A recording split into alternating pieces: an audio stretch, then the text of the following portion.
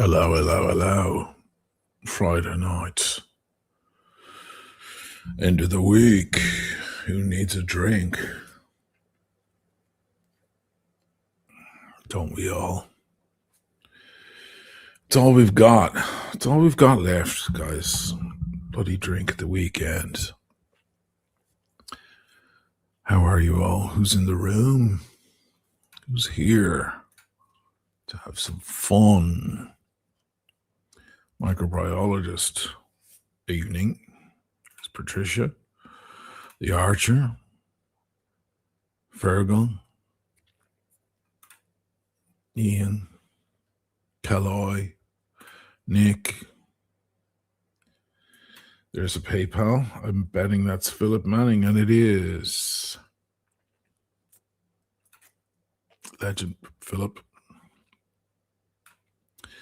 He does it so quickly, so swift, so smooth and swift.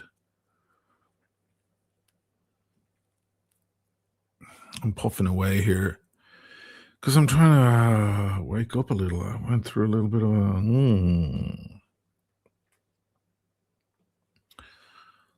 a yawny moment there.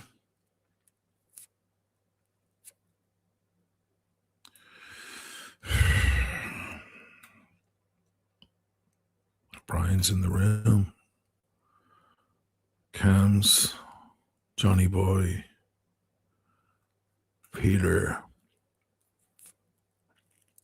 Andy, Space Ace. Getting a lot of notifications here on my phone. Yeah, if you want a PayPal, it is the Timeless Watch Channel at gmail.com. The Timeless Watch Channel at gmail.com. If you want to email me, Ocean and Mali Channel at gmail.com.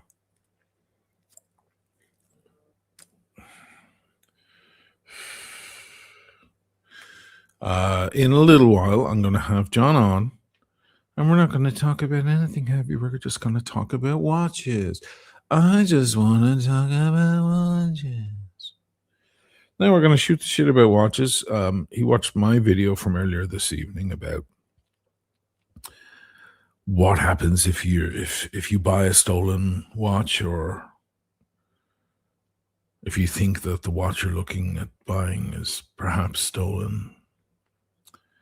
And it was a bit of an ethical discussion. Well, rather, it was a discussion on ethics.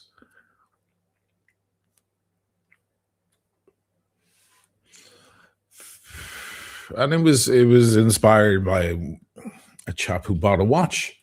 Because last week I had a beautiful 5513 on that my friend Frollo, Simone Frollo, you guys know about him. He has a beautiful store here in Venice. And he has a collection of incredible vintage stuff that he's collected over the years. And he's decided to move some of them. He said, they're sitting there in the safe, and it's kind of silly. I just sentimental about them, but I shouldn't be. Although he has a 1655, I'm like, are you going to sell that? He's like, I can't. That was my dad's watch. His dad, who is no longer with us. I was like, wow, well then. But he last week he was like, hey, you want to stick that on tonight in your live, see if anyone's interested? I'm like, sure. And that's what I did, and boom, sold like that. Had a lot of inquiries, but one guy beat everyone to it. And I'm delighted for him, because that's what he wanted. It's exactly the watch he was looking for. A good old 5513. Well, this week he's upped the game. You're probably looking at my wrist going, hold on a minute.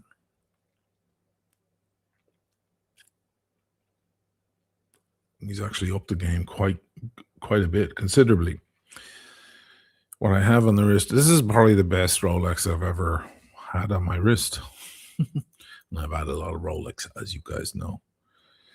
Hang on, I just need to sit before I show you guys.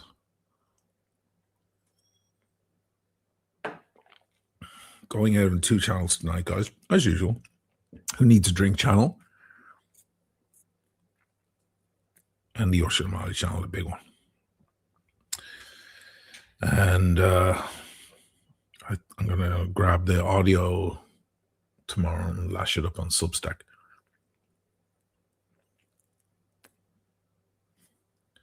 Let me show you what I got. It's like fucking monumental.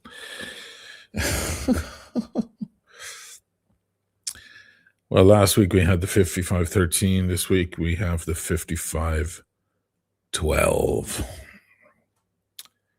That's what you're looking at here, guys, from 1968.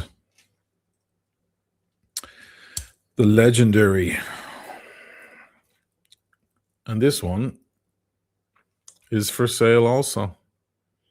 And I think he had it listed for 18.5 or something. These are highly collectible. This is the original Submariner. I mean, there were Submariners before that, but they weren't like the. This brought it to 40 millimeters at the Crown Guards. This is the chocolate cake, the original. And there's several things that are special about this watch, including it's got the matte dial and all of that. But the bracelet, it's so rare to have the original bracelet on it with the simple fold over clasp. You see a lot of them with the service bracelets with the extra fold. Technically a more advanced clasp, but it's not the original. This is the original bracelet and clasp. Super rare. 1968 with service papers from 2007.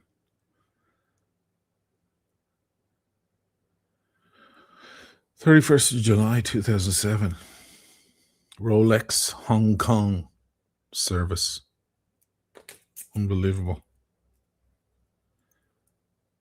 He was like, Andy, slightly ghosted, not fully ghosted, but on its way. He was saying, if anybody, because look at the beautiful dome. This was amazing. He was saying that if they wanted polished or anything, including there's a couple of small, very barely noticeable scuffs on the Hesalite. They're easily buffed out in 2 seconds. And I said, you know what? If somebody wants this watch, they're not going to want it touched. They're going to want it in this original condition. So I said, by all means, if they ask for it, they pay and they ask for it, fine. But I would leave it as it is. I can't even see the bloody scuffs. They're very superficial. But this is, it's monumental. So I think he had it listed for 18 or 18.5. And he will let it go to my audience for, ready? Drum roll. 14,000, and you have a 5512. Looks just like the 5513 almost, although it has 4 lines because it is a superlative chronometer of 5513. Of course, it's not. And the 13 is a beautiful watch, and I'm not going to say anything. But the reason this fetches so much more money is because, it is superlative chronometer, and it had a shorter run. When Rolex finally released their numbers there last year, it came out that they had made 151,000 5513s. 150,000. In the years that this was being made, they made and released and sold 17,300, considerably fewer, which is what makes it insanely collectible. I also have a Speedy as well. I'll put that on a little bit. A sexy Speedy. You know, it's nice to do a little window shopping while you're sipping away on your wine or your whiskey or your whatever you're having. Listening to me rant. A little bit of shopping.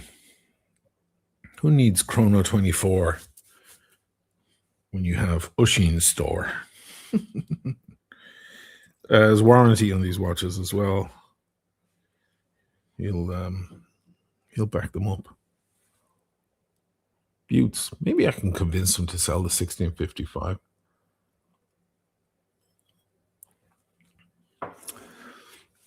That's bloody monumental. The Steve McQueen. Mind you, this is what Steve McQueen actually wore. People say they call the 1655 and the Tag Heuer Monaco Steve McQueen watches. He wore those once ever in movies.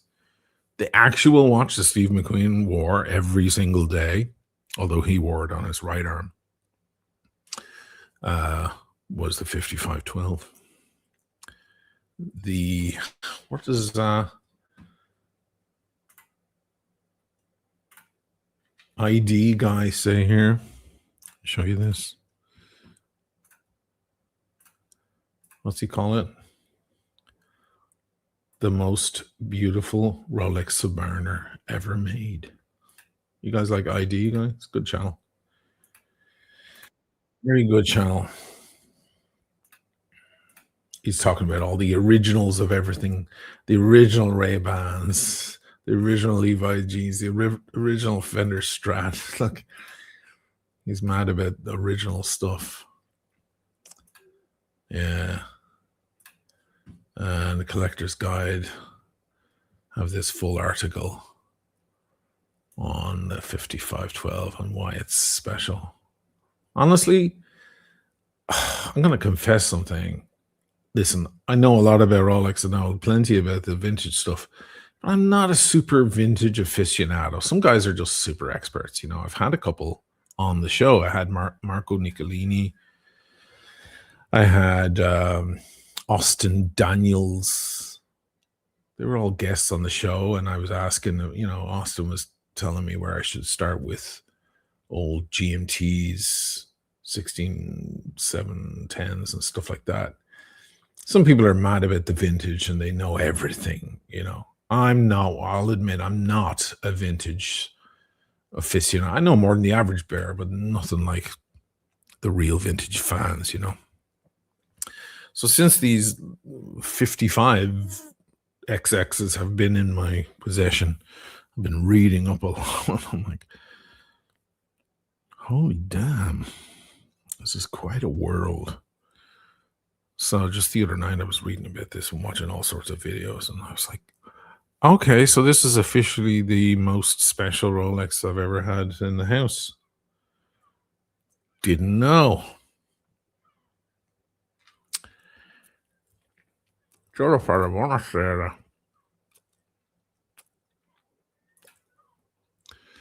Oh, yes. Work backwards here. Sorry, guys. You're early, Johnny boy. Time to fit in a few more. I don't know what you guys are talking about. DJ, who needs a drink?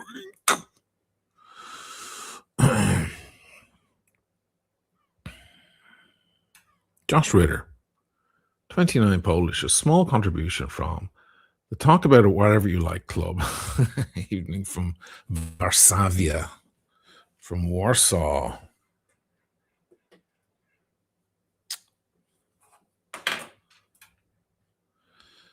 Yes.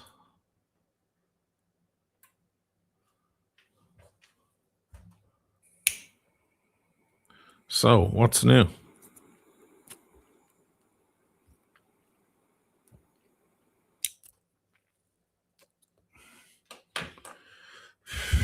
If you're interested in this fucking beauty, reach out to me, hushinamalichannel@gmail.com. I've already shipped out the 5513. It's already got. He has it on his wrist as we speak. He sent me photos of it earlier. He has a Tudor sub from a similar era. My God, they're almost identical. Let me pull up the email. Actually, I can do that here, I think. Oh, no, I can't. It's in a different email. Sorry. On a different computer. Never mind. But I was like, wow. And also, he was the guy who was like, let me know about the provenance of the watch. And that's kind of what sparked the inspirato for that video I put out earlier tonight. Just talking about the ethics of these things. Actually, there was one comment, if you'll allow me pull it up, that I thought, well, this goes after saying what I tried to say in a 35-minute rant. This guy said it in 1 or 2 sentences. I'm like, God, don't quit your day job, O'Malley.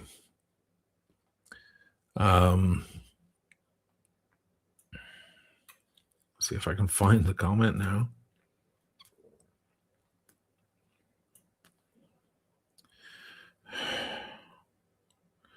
Let me see. This is essentially what I was trying to say. Right there. Yeah, here it is. He says, funny, isn't it? If a thing was stolen 200 years ago, say, you'd consider it quaint and interesting and probably even slightly exciting. Yet, if stolen in the last few years, you almost feel complicit, immoral, uneasy even. Really well put. It's true. But I mean,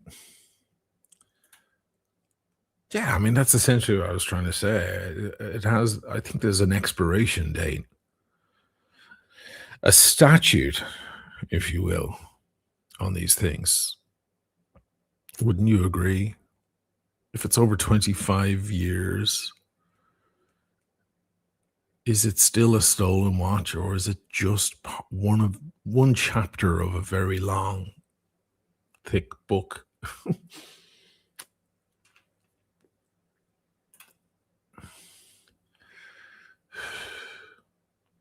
Mind you, there were plenty of people who didn't get the point at all of the video, but I knew that was going to happen. Like this guy. Here. He goes, remember when you left 2 watches at a bar? What if someone other than the bar owner took your bag for safekeeping? Would you be willing to accept the loss knowing the new owner is enjoying your watch? Well, that would be recent and new, and yeah, he wasn't paying attention.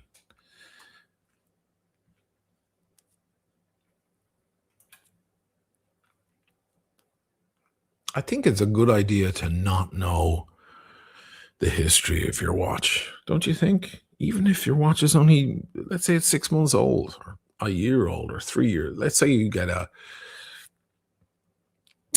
2019 Batman, yeah, from your local gray market dealer or Chrono 24 or whatever. Gorgeous, in lovely condition, great, and you're all proud as punch. Well, that watch has been on someone else's wrist, right? At least one other person, if not more. Do you know if they're very nice people? I don't think you want to know who they are. They could be. Just a really fucking big possibility there was a couple of assholes in there. People that would turn you off the watch.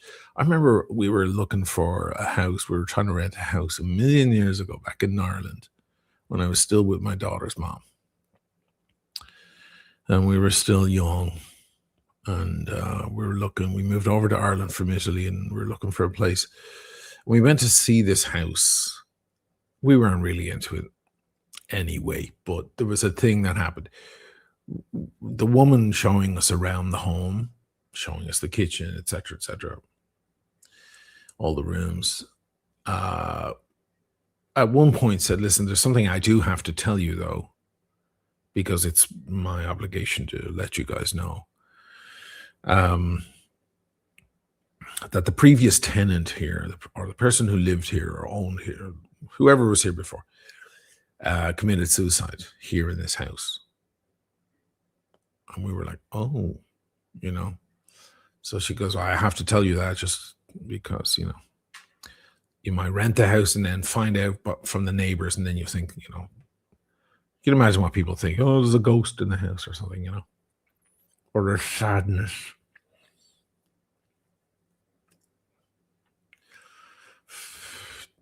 And it was, I have to say, a little bit of it. It's not the reason we didn't. We found a gorgeous other place in a totally different part of town for a really good price. And we took that and we were very, very happy. But I have to say, it was a bit of a turnoff just knowing that that was the case. Now, the building I'm in, the building I'm sitting in right now, is hundreds of years old.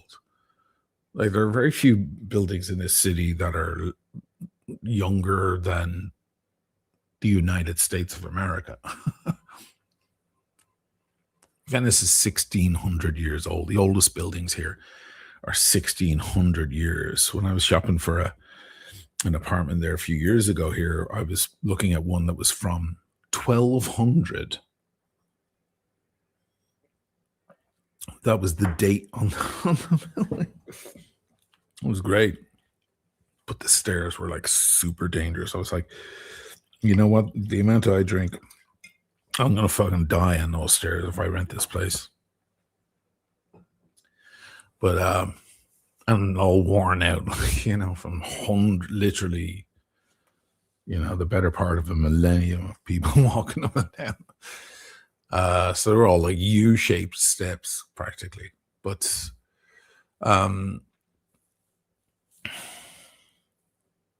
I mean, this building isn't as old as that one, but it's still probably, I don't know, 250 years old. It's a pretty young one. So you don't know. I don't know. I'm sure people have died in this building. I'm sure there's been heart attacks and scurvy and cholera and all of that shit. Perhaps suicides. I don't know. Perhaps homicides. Who fucking knows? Through the centuries.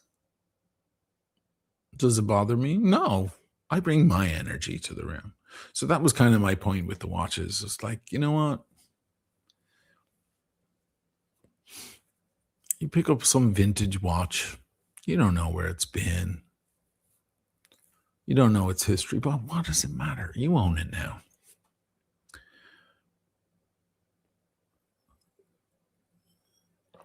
It made all those journeys to find its way to you.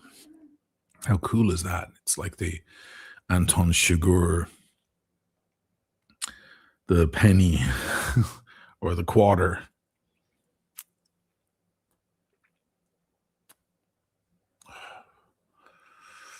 Don't put it in your pocket. What? Don't put it in your pocket. It's your lucky quarter. Otherwise, it'll just become another quarter, which it is.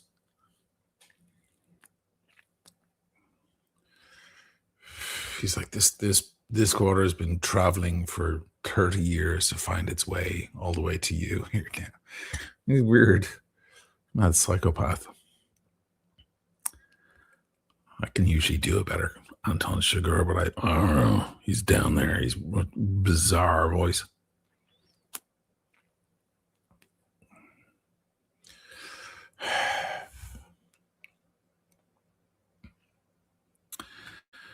Mind you, a guy who's been creeping around my head the past few days is Lockjaw from One Battle After Another. Anybody seen that movie? I have watched it 5 times already. It gets better every time. It's always the way with P.T. Anderson films, man. First time you watch them, you're like, And then the second time, you're like, And the ums just keep getting longer each time you watch it. And between edits last night when I was eating some food, I put it on again. I'm like, God damn it, this thing is a fucking masterpiece. You realize the director is a much smarter person than you. I think Woody Allen said that when he saw 2001 Space Odyssey the first time back in 1969. He walked out of the cinema going, it's rare that you feel like you just watch the art of someone who has a way bigger intellect and you simply do not understand what you've just witnessed, you know. You go back and watch it again and again and again. But Lockjaw, man. I love his I love the he does. I would say that they are a liar and they do not deserve to be in the military, much less on the planet. He does this. Where did he get this fucking weird grunt thing that he does? It's fucking amazing character. I think DiCaprio deserves the Oscar for that. Not for, what was The Revenant or whatever? That was okay. We have a super chat from the Meredith, a big one. After 25 years, it's not stolen. It's just historically adventurous. I love this. He has a way with words, this guy. Whether it was stolen or not, it's already written into the Watch's autobiography. You see, why do I have a channel? I mean, between this comment and the one earlier, you've surmised everything I was trying to say and couldn't quite find the words to say. That's precisely the mindset I'm talking about. You know? Thank you, man, for the amazing super chat, as always. Legend.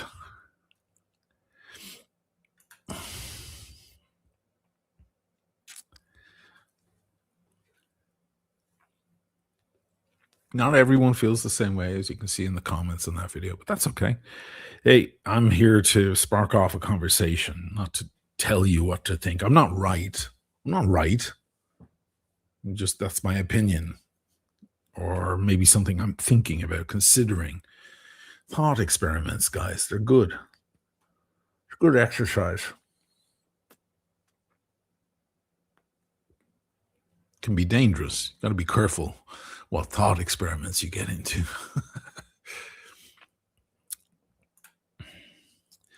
Andrew, great vid and stolen watches, many thanks. Thank you, man.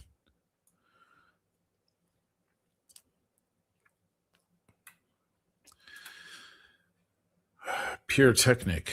I'm selling all my high-end watches. I'm buying G-Shocks from now on.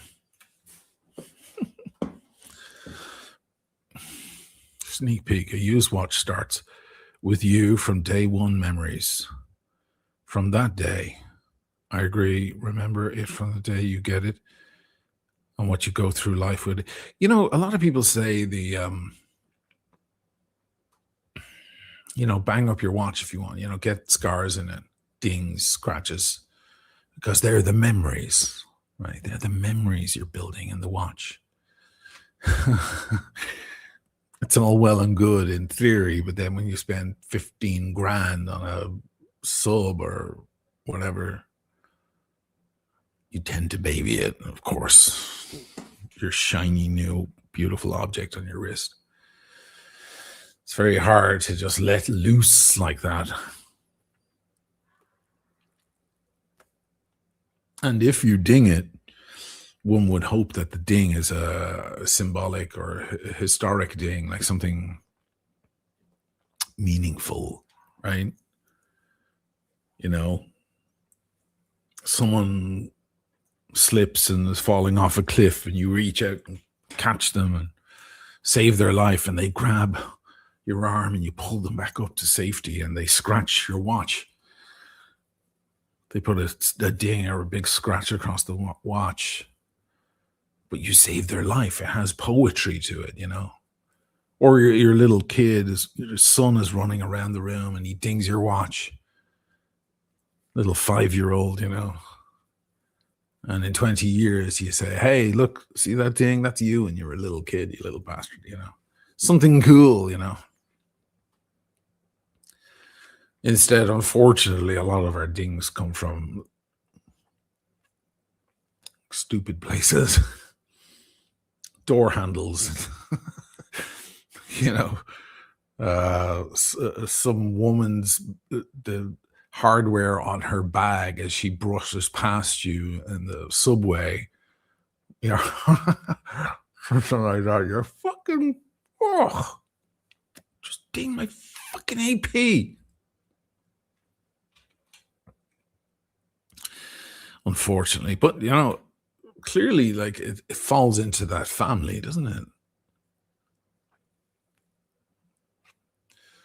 Like imagine in that house from the year 1240 or whatever it was here in Venice that I was looking. Imagine they said, "Oh, once there was a thief who lived here in this building, or there was a killer, there was a Jack the Ripper character." Because there was all sorts of killers in Venice, like there was all sorts of murders going down and strange cloaked men killing prostitutes and stuff like that. Venice has all that shit on the menu.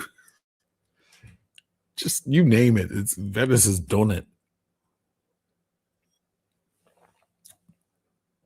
So they could easily say, "Oh yeah, there was a guy who used to dissect people right here in that room back in 1430." You know, you'd be like, "Fucking cool, man! I'm taking this place." You know. But if it happened yesterday, Jeffrey Dahmer lived here. No, I'm not renting it. Sorry, no, fuck off. You know.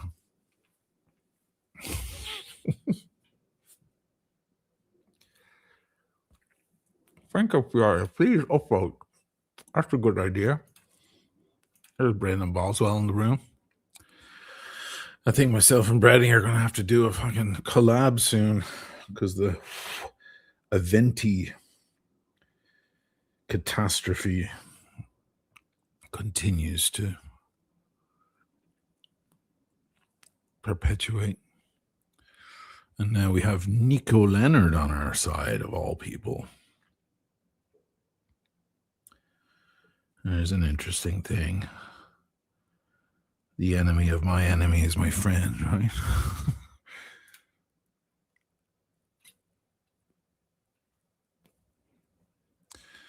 WC, evening, mates. Nothing new here. Went into an AD at Trafford Centre last week and they ignored me with no eye contact for 5 minutes. So I left. Oh, God.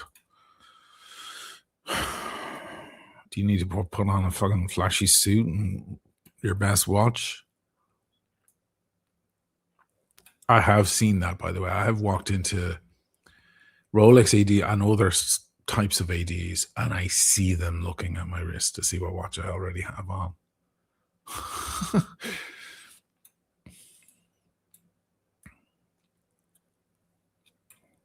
GG. It's all chip in by Cadario. 20 million, and you have Cadario. Maybe one of the most beautiful palazzos on the canal. Maybe one of the most famous and photographed. But most people don't know why there's never any lights on.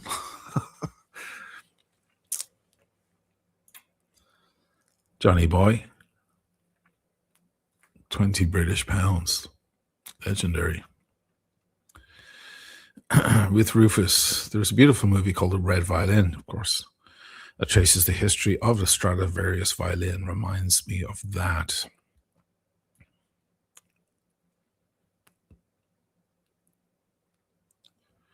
Stradivarius. Who knows why they have that sound and why they play so well. It's a secret in the wood or the lacquer or something like that. Some people think that it's where he hung his violins and the angle of the sun as it came over the other buildings was just at the right time, the right amount of sun. Because when you make a violin, you lacquer it and so on. You hang them up like prosciuttos or something, to dry and brown the wood and mature the wood. Some people think it's to do with that. A friend of mine, his dad, who I know as well, lovely sweet man, has maybe the best violin store in the United States, in Manhattan, on the Upper West Side. And if there's a Strad coming through New York, it's probably going to be in his store at some point. And there's a great video of him taking it out of the safe for some young Chinese student. She's going to Juilliard or Manhattan School of Music or something. And he lets her play it. She breaks down into tears.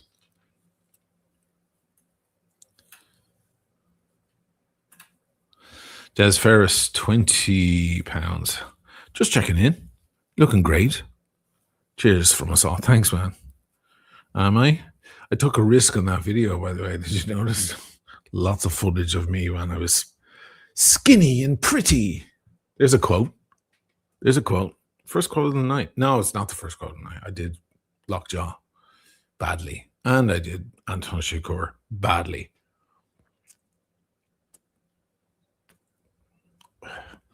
She's lying. She's skinny and pretty, and she's lying. It's a great fucking quote. Let me know who gets it.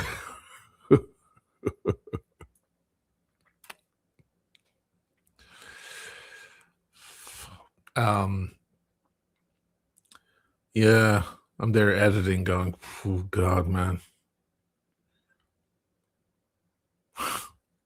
I put a thing on my Instagram the other day because Valentino died, right? And we were models for Valentino. Bet you didn't know that.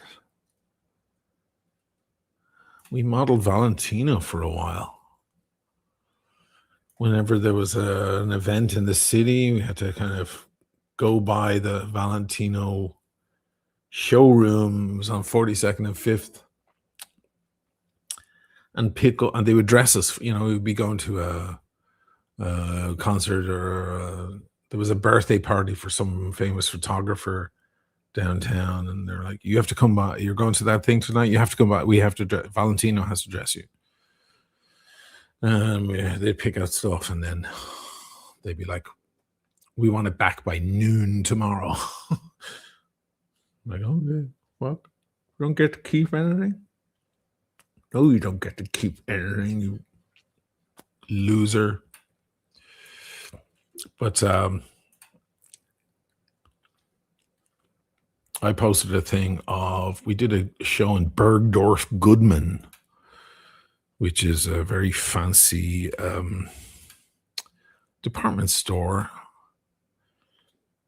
on 5th Avenue and 58th Street. We actually played a gig inside the department store. And I put these photos. That's my favorite Valentino shirt. And my leather pants, as always. Skinny. And people are like, oh my God, you lost you're so much heavier now. I'm like, yeah, that was 20 years ago, guys. Who looks better today than they did 20 years ago? Hands up. Anybody? But believe it or not, I stole that shirt. I still have that shirt. I can't fit in it anymore. But I still have that shirt. It's a beautiful Valentino shirt.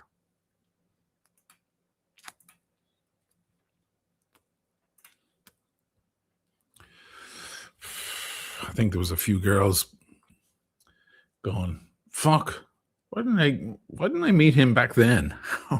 Instead, I have to look at the chunky drunk version.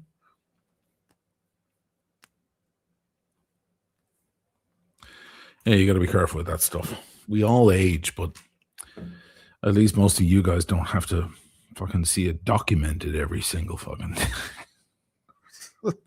so it gets you down, man. It's like, oh God. Most of us get to ignore it.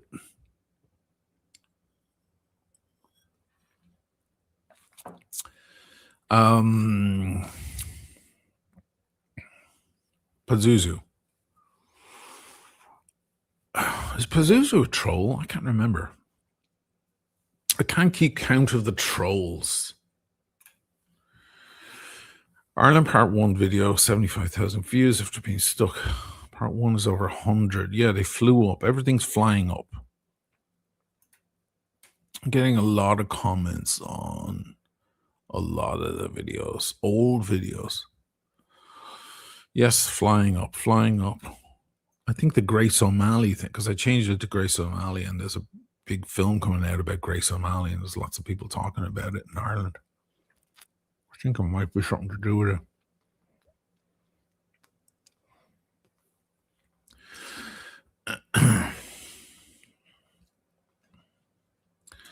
Thanks, Pazuzu.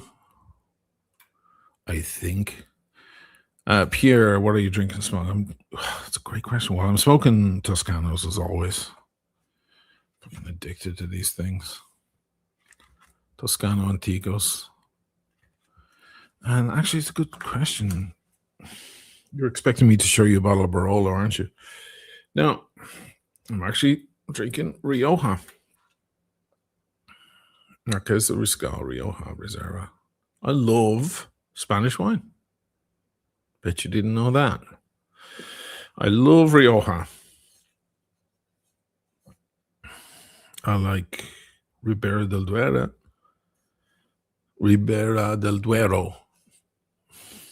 And I don't like their champagnes. Their champagnes are weird. But I do. Cava is what they call their champagnes. Kind of garbage. But the reds are gorgeous. Notes of, buy yourself a Rioja. You can get this one all over the world. It's pretty ubiquitous. And tell me you can't smell when you put your nose in it. First note, which only Americans will get because only Americans do this. When you go to the cinema and you get your popcorn and there's butter that you can put on your popcorn, no one else does that in the world. Italians would look at that and go, oh my God, that's fucking disgusting. But it's actually really fucking tasty. You're turning a calorie-free snack into a heavy calorie snack. Good one. Well done. But it has a particular smell. Buttered popcorn in the cinema has a particular smell. You will smell it in certain ways. You will definitely smell it in Rioja.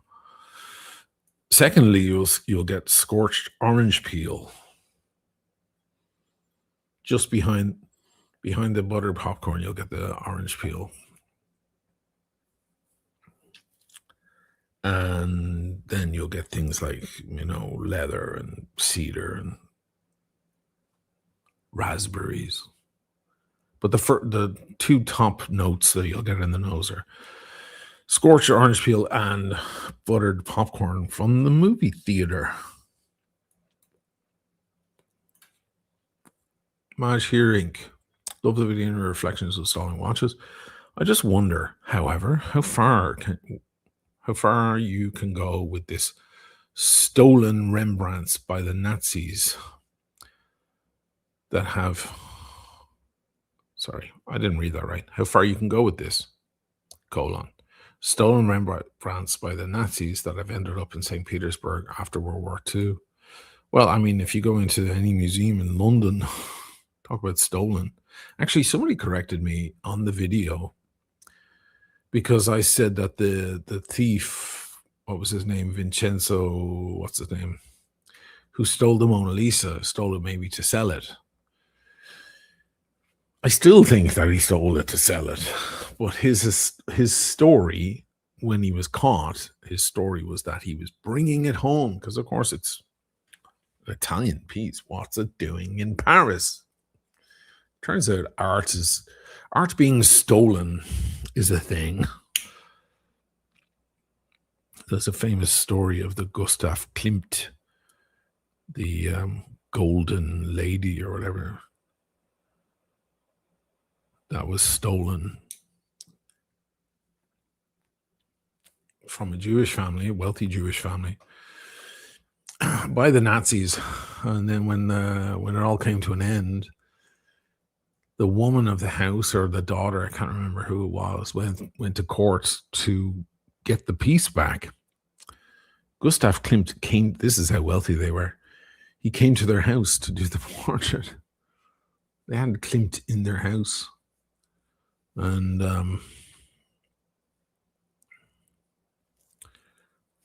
there were actual leaves of gold on the painting. And she went through a huge process to get it back.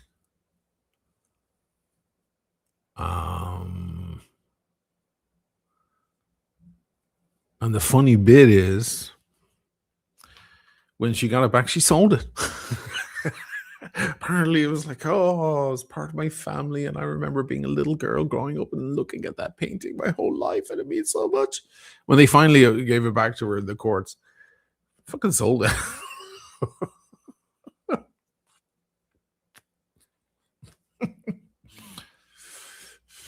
I'll just leave that there with you.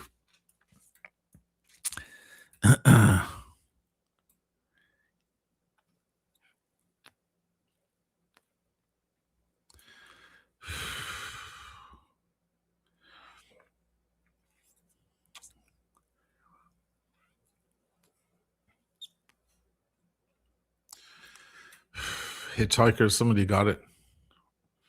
Rich Reviews got it.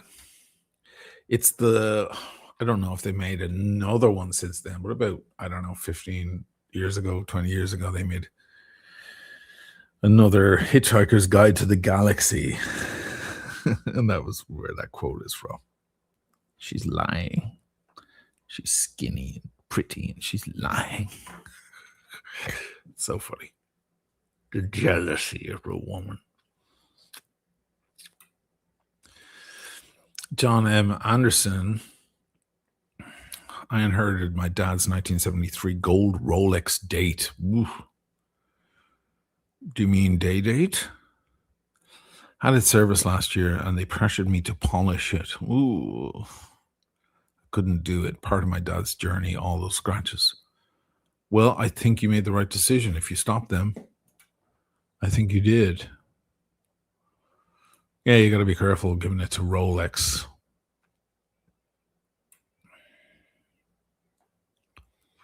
This thing was serviced in 2007. They definitely didn't replace the dial or anything, because that shit doesn't loom up at all. Nothing moves. It reacts like, tritium should, but it doesn't glow.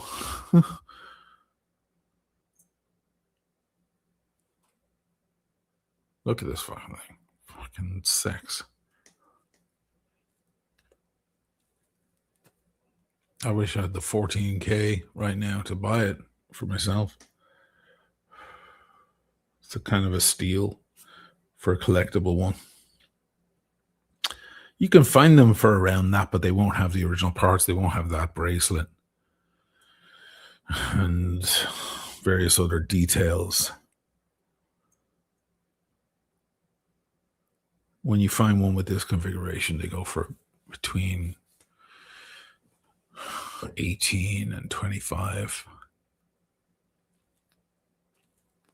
Then if you get a gilt dial one, then they're like 38, 40. They were the first ones.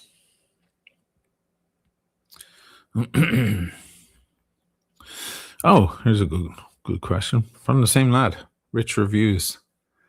I don't know you. Do you do reviews on cars? Do you have a channel? That's on the latest brazen daylight robbery in London. Yeah, the Rolex boutique. We all saw that video. Ran the store with mopeds, smashed the cases open, sledgehammers, and used machetes to scare people off. Why don't Londoners all just carry machetes? I don't understand. You don't need a license. You can order one on Amazon.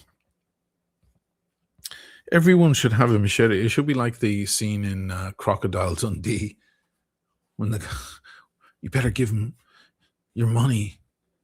He's got a knife. And Crocodile Dundee, whatever his name is, he's like, "That's not a knife. This is a knife." He pulls out this fucking monster thing. Why can't you just walk around with like a huge machete in your back? And they come up with their machete, and you go, "That's not a machete. This is a machete." I don't understand why they have the upper hand because they have a machete. Anyone can buy one. Just use a cleaver or something from the kitchen. Just go, okay, come on, let's have a little sword fight. Your machete against my big heavy cleaver. I just had it sharpened. I kid. I don't really have thoughts on it. I mean, London obviously is a bit of a cesspool and not a place you should walk around with a flashy watch. However, this is what happens with big cities. Like people are always asking me here about Venice. It's very, very safe to wear a nice watch. Trust me, whatever watch you're wearing, the guy next to you at the fucking next table over at the cafe in San Marco has a nicer watch. You're safe. There's always a bigger fish, especially here. If you're sitting at the Florian with a Rolex on, you literally have the worst watch in the whole place. So don't worry. But no, there's very little crime like that here. But it's a very small town. We have less than 50,000 inhabitants. We have millions that come through. They're just tourists. And they have their wallets robbed by the pickpockets at the train station. Go to Milan, it's a whole other game. When I go to Milan, I don't wear, if I wear a nice watch, I cover it, sleeves down, especially around the train station and stuff like that. It's just a big city thing. And London is one of the biggest cities in the world. So it's going to happen. Just more people and more places to run away and escape and so on. I have to say though, there's no better repudiation to the watch market is dead crowd than those fucking videos, right? Oh yeah, the watch market's definitely dead. Those guys are risking their lives for nothing.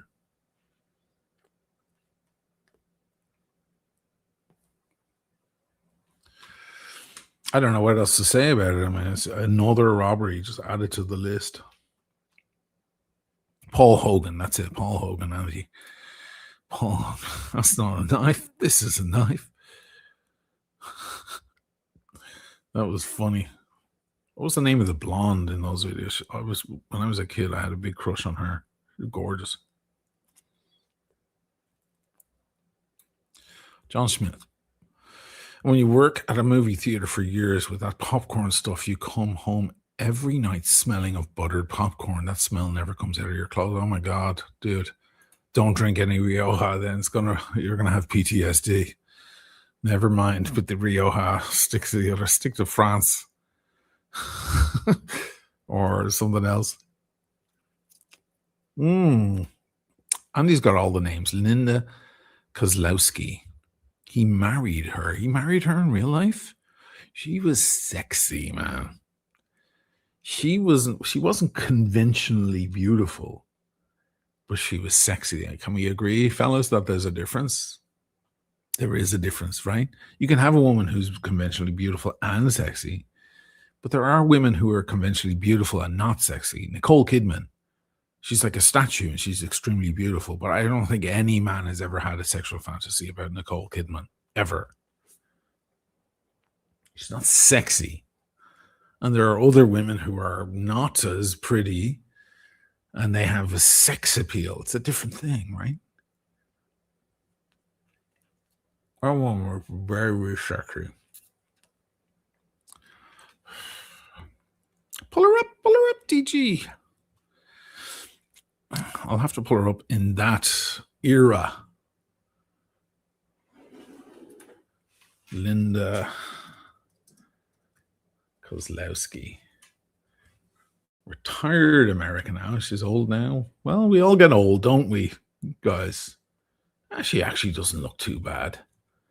I'll just look for a photo of her in the movie. She takes her clothes off a few times in those movies as well, right? Maybe that was it.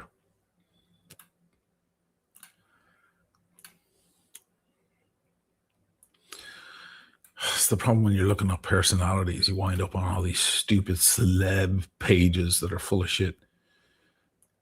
What I need is a frame, a still frame from the movie. I'll pull up what I'm looking at though, so you guys aren't out of the picture. Literally. They did marry. Wow. That's amazing. I did not know that. Oh, look at this bullshit. Look. Oh, Hello Magazine. Well, there she is now. Hey, well, we all got to age. There's Paul Hogan now. My God. Still skinny, though. Good for him. There they are back in the heyday. Yeah, she was kind of well endowed as well, wasn't she? That's right.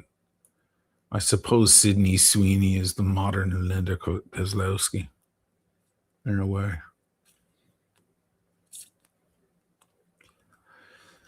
Did anyone like my sorcerer reference in tonight's video earlier tonight? Anyone see The Sorcerer? It was a bit of a weird film. Roy Scheider. Tangerine Dream soundtrack.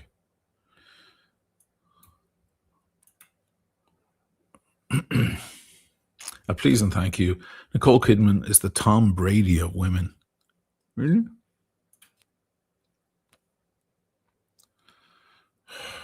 Joe LaFaro, the chemical responsible for the popcorn smell causes an irreversible lung disease in the factories where they make it. Seriously? It's a carcinogen? Shit.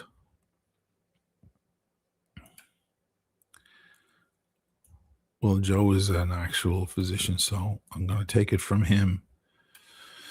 I'm one of those weirdos who believes doctors. We're a rare species these days. Between the guy who searches the internet while he's smoking weed in his basement and the person who goes to university for 12 years and studies their head off, I think I'm taking the latter. Thank you. Maybe it's just me. That's disturbing information.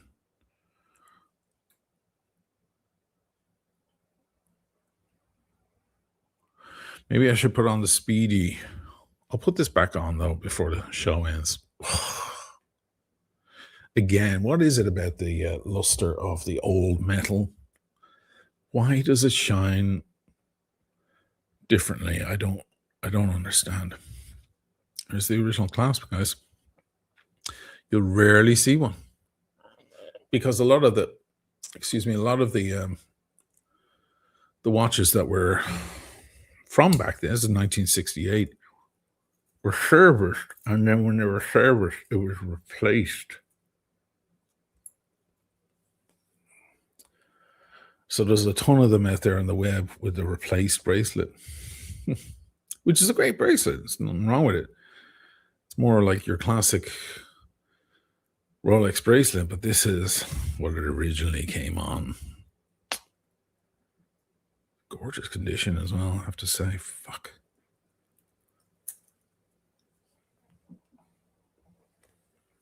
$4,000 off, guys. Fuck. And service papers. Pretty nice. Here's a Speedy.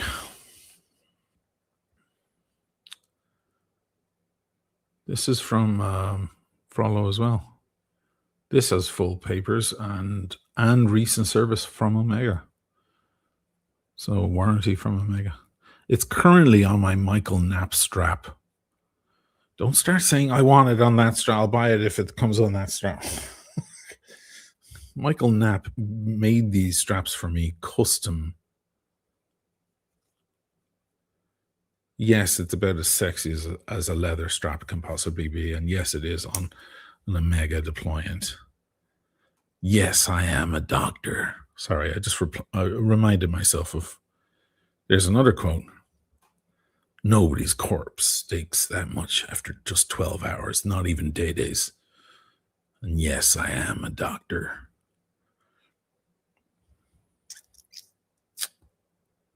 That's a beauty. 2005, gorgeous. Runs like a dream. Thing about speedies is they can, sometimes they're just, it's approximate timekeeping. It's not exact. Speedies aren't exact timekeepers. They wander a lot, makes them extra cute, adds to the charm. But this one is running mint. And I do check it like every few hours. I'm like, oh, here we go. I'm checking it off my phone. I'm like, boom. Lovely. TJ got it frantic. It's called popcorn lung. Is that really a term? No. Come off it. You got to be kidding me with that. That's mental. Well, there's nothing like that in Rioja. It notes in wines don't come from something added to the wine. If you get a chocolatey smell or espresso or tobacco or something off a wine, it's not because they added tobacco. It's because there are chemical qualities that resemble the same chemical quality of the other thing. That's all.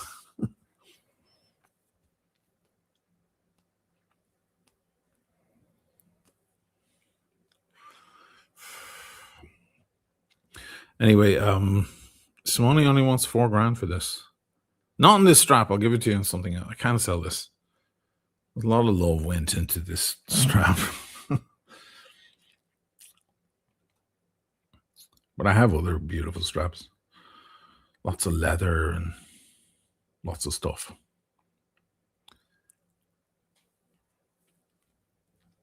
So there you go. Oisin's store. Oisin's watch store. Let's bring in John so we can talk shop. Talk some watches with John. I've got John. What's that? Here's another quote. Ray will get that one. But it's not John, it's Sean. I've got Sean.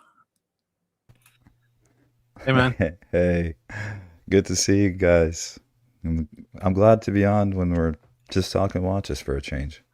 Hmm. Are you drinking? I am I'm not drinking any alcohol. I'm just got to keep my wits about me as always. Are you Just a off the little are you off the booze completely these days? uh I was never really on the booze per se, but we kind of just I don't know, it was just kind of faded. We just kind of stopped. My wife and I will still, if we go out, we'll have something to drink, but we almost never keep anything in the house. It was just one of those things that faded and we didn't really realize it. We weren't trying to, do some dry January thing or, we're going to quit drinking. It Yeah. just kind of fizzled out over time. We were never heavy drinkers, but yeah, just now if I go out somewhere, I'll have a cocktail and she'll do the same. But yeah, just kind of during the day, if I'm not partying or special occasion, just don't really do it anymore. I don't know. Maybe I'm getting old and I think it's hitting me harder than it used to. That's the other thing. The sleep is all off, that night if I have too much, and the next day it's kind of a wasted day. You mean my entire life? Well, listen, you sound like a veteran at this. To you, I think your tolerance level is probably significantly higher than mine. I've had lots of practice, man. This is John's Substack, guys. If you want to listen to his podcast, it's one of the podcasts I actually enjoy the most these days. I know I don't want to blow smoke up your ass or anything, but when I see you've posted a new one, I'm always like, and you tend to post them at night for me. So I wake up in the morning or in the early afternoon. Let's be honest. And I go, oh, there's a new one, great. And I start playing it as I start, brushing my teeth and all Yeah, of that and getting ready and putting on coffee. And I I really appreciate enjoy it. that. And I know you would never blow smoke up my ass because you've given me some good little critiques here and there, so I know that if something needs to be fine tuned, you would actually tell me. My wife's the same way because I'll write something and I'll read it Well, to that's her. her job. Yeah, but no, she doesn't. She'll tell me, listen, you use three analogies where two would suffice, and maybe change this and change that. And I'm always, She sounds perfect for you, man. yeah, yeah. She needs to keep a governor on me because I can, You I can use go. three analogies where two would Yeah, suffice. it's Can you? exactly her. I Yep. wouldn't last a minute. I wouldn't last a minute with that one. But it's Well, great. that's the hardest thing is having you can't be your own editor. That's the No. hardest part about writing on an amateur scale like me. Dude, I totally when it comes to like director's cuts of movies, unless the studio butchered the movie and fucked it all up, I'm always like, I don't want to see a director's cut. There's a reason why an editor is Yeah, hired. Anyway, guys, this is the Substack. Go over and subscribe. Get the Substack app to your phone. It just makes it nice and easy. And subscribe. I'm just kind of drooling I over know. your Pepsi here. I'm Me just too. Me too. Yeah, uh, that was actually a shot taken in San Francisco. I was there for work, and I mean, obviously, drew inspiration from your channel there with the posing the watches, but it was one of the ones still on my camera roll, and it's weird because the Pepsi looks so good in that photo, but then when I had it on the wrist, it was a completely different experience. uh, So it's a strange thing that photography does to your mind when you see something that's very beautiful and then you actually put it on and an angle and lighting, everything's different. So, but this it's a is great why watch. this is why brands pay me to Yeah, have yeah, watches. exactly. See, The drool factor happens on the screen. yeah, but this No, one got I'm just a lot of traction. This was actually a very popular. I was surprised because I thought, given oh, this my Substack, well, this article this specifically, article. Yeah. given it's picking up, obviously thanks to you, it's picking up quite a bit. But they track the metrics there in the app, and it shows me, how many views. And typically, my articles will get around 200 views. I only have 130 or 150 subscribers. Again, the whole thing is free, so obviously I don't care. I'm shocked that 150 people even care to subscribe, but this one got like almost 1,000 views. So people were sharing it, I guess, and maybe there's enough watch people out there that this hit their inbox and they sent it to other watch people. It's a So I good was shocked. article. It was good. It's for the viewers. It's about the watch market and influencers and their opinions and what's reality and what isn't. The dead watch market myth. Another tourist trap. No, it was really good. I really enjoyed it. I appreciate it. And that AI voice actually, after a couple of sentences, I start thinking it's you. It's not bad, and I you can pick the AI voice that you want. You can pick like the British woman or the British man or the English woman or the English man, Mm. American English. And I remember actually I played this for my wife, and she was like, "Is that the AI voice or is that you?" I'm like, "No, that's the robot voice. That's the AI voice." So even she was a little fooled for a while where she couldn't tell. So it's Mm. good. I was surprised by it because reading them, you know, you try to do it in a very concise tone and kind of keep those punchlines in there, which is kind of hard to do sometimes. But the AI voice is pretty good. If it's an 8 out of 10, 8.5 out of 10. So it's It's definitely good pretty good. enough. Yeah. And guys, if you're readers and you don't need to listen to it, just read it because it's Yeah, all by all right means. here with photos to keep your eyes working. I did a little bit of AI in my video from earlier tonight, just to set scenes.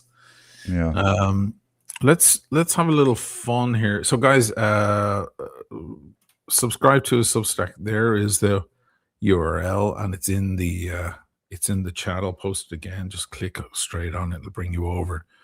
And I highly recommend just getting a Substack app. This is free; you don't have to pay anything, and it's really well written stuff. So get your asses over there. I was going to look at some of the comments on my video because we were talking a little earlier about that whole Yeah. watch theft I Uh, was waiting, and I think I messaged you earlier. I said the people are literally cracking their knuckles, getting ready to attack you. And as the video progressed, you actually said the same exact line, which I thought was funny. But oh, yeah.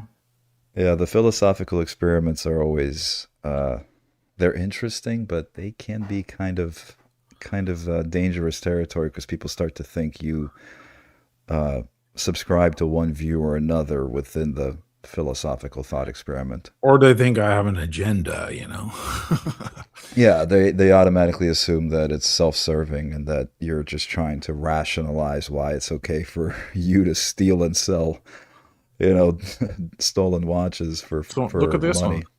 Look at this one, Steve 61.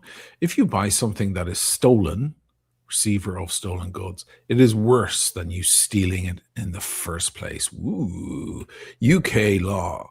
Selling Mm. stolen goods in Italy, UK is a serious criminal offense, Well, so as is posting purchasing them even unknowingly. And then he has a little picture of a police of a officer. little UK police officer. Well, Yeah.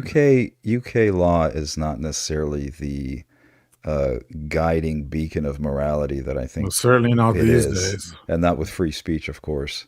Yeah. Um, yeah, yeah, but it is an interesting philosophical conversation because I always look at, and I mentioned this to you earlier, the thing is time and distance matters to me when you're talking about ownership. And Mm. the longer the time frame becomes and the more distant the item is from the original owner through space and time, I think the less responsibility the next person has to try to rectify the wrong. The other thing is the connection between the item and the original owner. If you're not perpetuating the harm, so if that person's not actively looking for that item and you're the one that is kind of keeping them away from their cherished possession, Hmm. I think that's where you obviously have some moral obligation. But you also have to be realistic. You buy something, we don't all assume something that we bought is stolen secondhand. So how much research are you required to do before you have kind of that sense of well-being about it that, it's actually, legitimate item. But knowingly buying something stolen, I think is a different, ethical and Yeah. moral proposition. I think that would be, obviously immoral and definitely illegal if you have reason to believe that it was stolen. So, but yeah, I think people kind of apply different rules to these things, but the older the item is, I think it's more diluted in that sense. I would agree. That's kind of the whole point of the video. If it was a couple of months ago or a couple of years ago, I totally get it. But there's a certain cutoff point where you're like, oh, fuck. Yeah. Like, Well, that's and I all also the think, ancient history. If the guy's not even around anymore, like, you never yeah, know. I also think the connection is from the person to the item. It's not the item itself; it's Right. the relationship to that item that that Well, person has. right. So let's say your father gives you a watch and then he passes away. That's the last thing he gave you. And that watch is then stolen or lost. Even 50 years later, if you get it Yeah, back, you're still happy to get it back, right? Because absolutely. Yeah. it represents him and it's the last thing he gave you and all of that kind of there's an affection. I was saying the same thing about the guitars, and I showed like the wall at Sam Ash in New York of like 300 guitars and no love for any of them yet until someone pays and they take it off the wall and you bring it home and start strumming it and gigging with it. And now you have an affection with the instrument. But before that, it's just a piece of wood with some strings on it, essentially. Beautifully made. But I think whenever I hear about a store that's been ripped off, it doesn't hurt as much as when I hear a person's Yeah. stuff was ripped off. Someone Well, and came it's like into the your home and Rolex. violated your privacy and all of Yeah. that. It's It's different. like the Rolex AD that just got, broken into Hmm. in London. I think Hmm. that's a different there's a different psychological reaction between that and a person's home being broken into and a bunch of watches being stolen. Or a person on the street and gets attacked, and their wife Yeah, is screaming as they watch their husband get, their arm practically ripped off yeah. right in front of them. Yeah, so I agree with you. I think people don't necessarily. I think people just kind of look at this in a very binary, black and white, right and wrong way. But Yeah. there's a lot of components to it. And again, I'm not obviously condoning, knowingly buying stolen property or hunting for stolen pieces to get a better price. And you should be kind of suspicious. For example, again, the example you gave of somebody selling a Pepsi with no box and papers, and it's from 2023 and Yeah. they're selling it for 15 grand, yeah, you're probably going to start asking some questions, or at least you should. But Mhm. even there, if you're not a watch connoisseur and you, let's say, are naive enough to where you just don't know anything, and you're like, wow, it's 10 at the AD, and I know they're more expensive secondhand. 15 is more expensive than 10. Well, whatever. So I don't know how much responsibility the person has buying it unless they know that it's obviously stolen and they know who the victim was or is, because now the everything pivots to me on harm. And if you're Mm. perpetuating the harm and the loss and you're kind of participating in it as a secondary participant, you're still keeping the original owner away from their item and you know that you're doing that, I think the intentions there matter. But if you find out later on, again, there's a practical implication. You find out, let's say, that a watch you bought in 2012 was stolen in 2008. How do you go about rectifying that situation practically? I mean, there's very few avenues for you to pursue there. Yeah, and I think people are faced with a difficult decision because they know you know, if they bring it to the precinct and they say, "Oh, I believe this is stolen," or they bring it back to Rolex or whatever the manufacturer is, they know they'll never see that item again. They dropped $25,000 on it, and they Yeah, may have to make that difficult decision of saying, "Well, I guess I'm just stuck with it now. yeah, Otherwise, I'm losing my 25 G's because no one's going to give me that back." yeah. You're not going And to see that money back. You know what and I under mean? the victim narrative, you've now just become another victim. Yeah. So that's Well, that another was that was what happened consideration. with the laptop story, the guy I met in McDonald's from that video. Um, I would have wound up, the $800 down. 800 bucks. It's not as bad as an expensive watch, but at the time, I was like, "Ugh, That's man, still, I yeah. don't need this shit." And you kind of that's why I tried a few numbers Yeah. myself. I I would have done the punched same it. thing. Yeah, Zero zero zero zero. zero one, 0002, one Well, two three here's four. the problem, man. I couldn't cover all details because the video would, instead of being 35 minutes, would have been 35 hours. And I knew people in the chat would be asking questions, but the way Apple do it is you punch in a number and try it, and it says not, negative or whatever it says, it's Yeah. no good, and it gives you another try. Every time you do it, the interval gets longer, Yeah. and it winds up as like hours. Before you Like can try again. before you can try again. So, like, Yeah. 8 or 10 tries in, and you're looking at a couple of hours of interval. So Yeah. that stops you from going from 000 to 919 Yeah. 9,999, because if that were the case, then you could pump through them. I did that once Yeah. years ago. We bought I was working in a guitar store. I was 18 years old, working in a guitar store in Dublin, and some guy came in and sold the guys a beautiful Gibson guitar, and he left, and they closed the beautiful case on it, and it had the little dial with the three numbers like you get on a travel case or a briefcase. We didn't have the key, and we couldn't open it, and we were trying to get a hold of the guy, and we couldn't do it. So the manager said, O'Malley, this is normally my job was like polish the guitars, Yeah. restring that guitar. I didn't have a senior position. O'Malley, get the sledgehammer. It was O'Malley sit there and go through all the numbers, No and I did. way. Yeah, I did. And it was funny because I got to 999 and I was like, none of them worked. But then I But thought, you know what? At 666, there was a slight jolt and I ignored it. Let me go back. And I went back to the number of the beast and yeah, was more careful this time because I guess at 666, I was losing my patience and going through them real yeah. quick. I went back and I did it properly and it popped open. Oh, And it took me fucking Jesus. hours. And It's because just moving through the numbers. the combinations are they're almost infinite. Well, I mean, You know, not for 3 dials. for a three You digit just lock, I you're guess. going from 000 to 999. That's what you're doing. Yeah, it could But, be. it's, anyway, that's why it was not an option for me with the laptop, and I had to just take the plunge, and I'm glad I did Yeah. because the woman was so nice and so on. But people are pointing out another thing, and let me bring that up. Um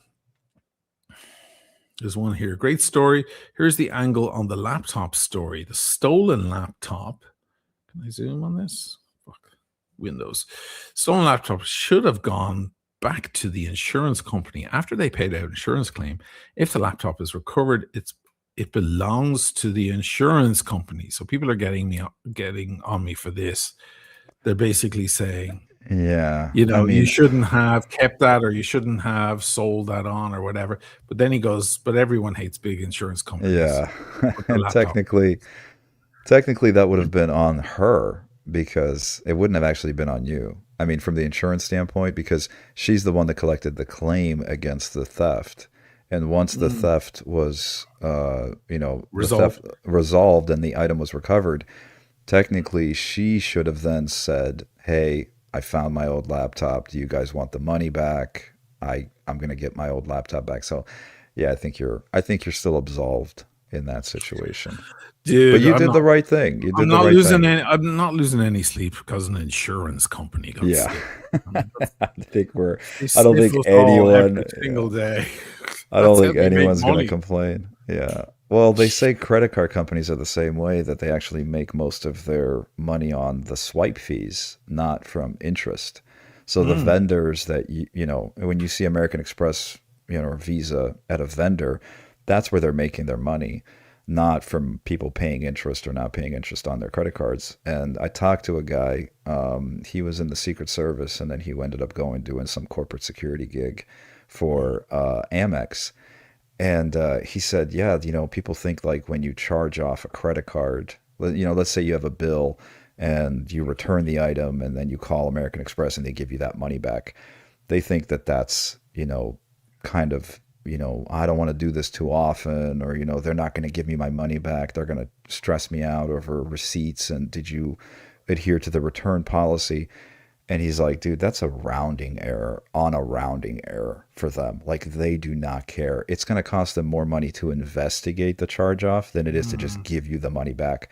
What they do keep an eye on is if you do this routinely.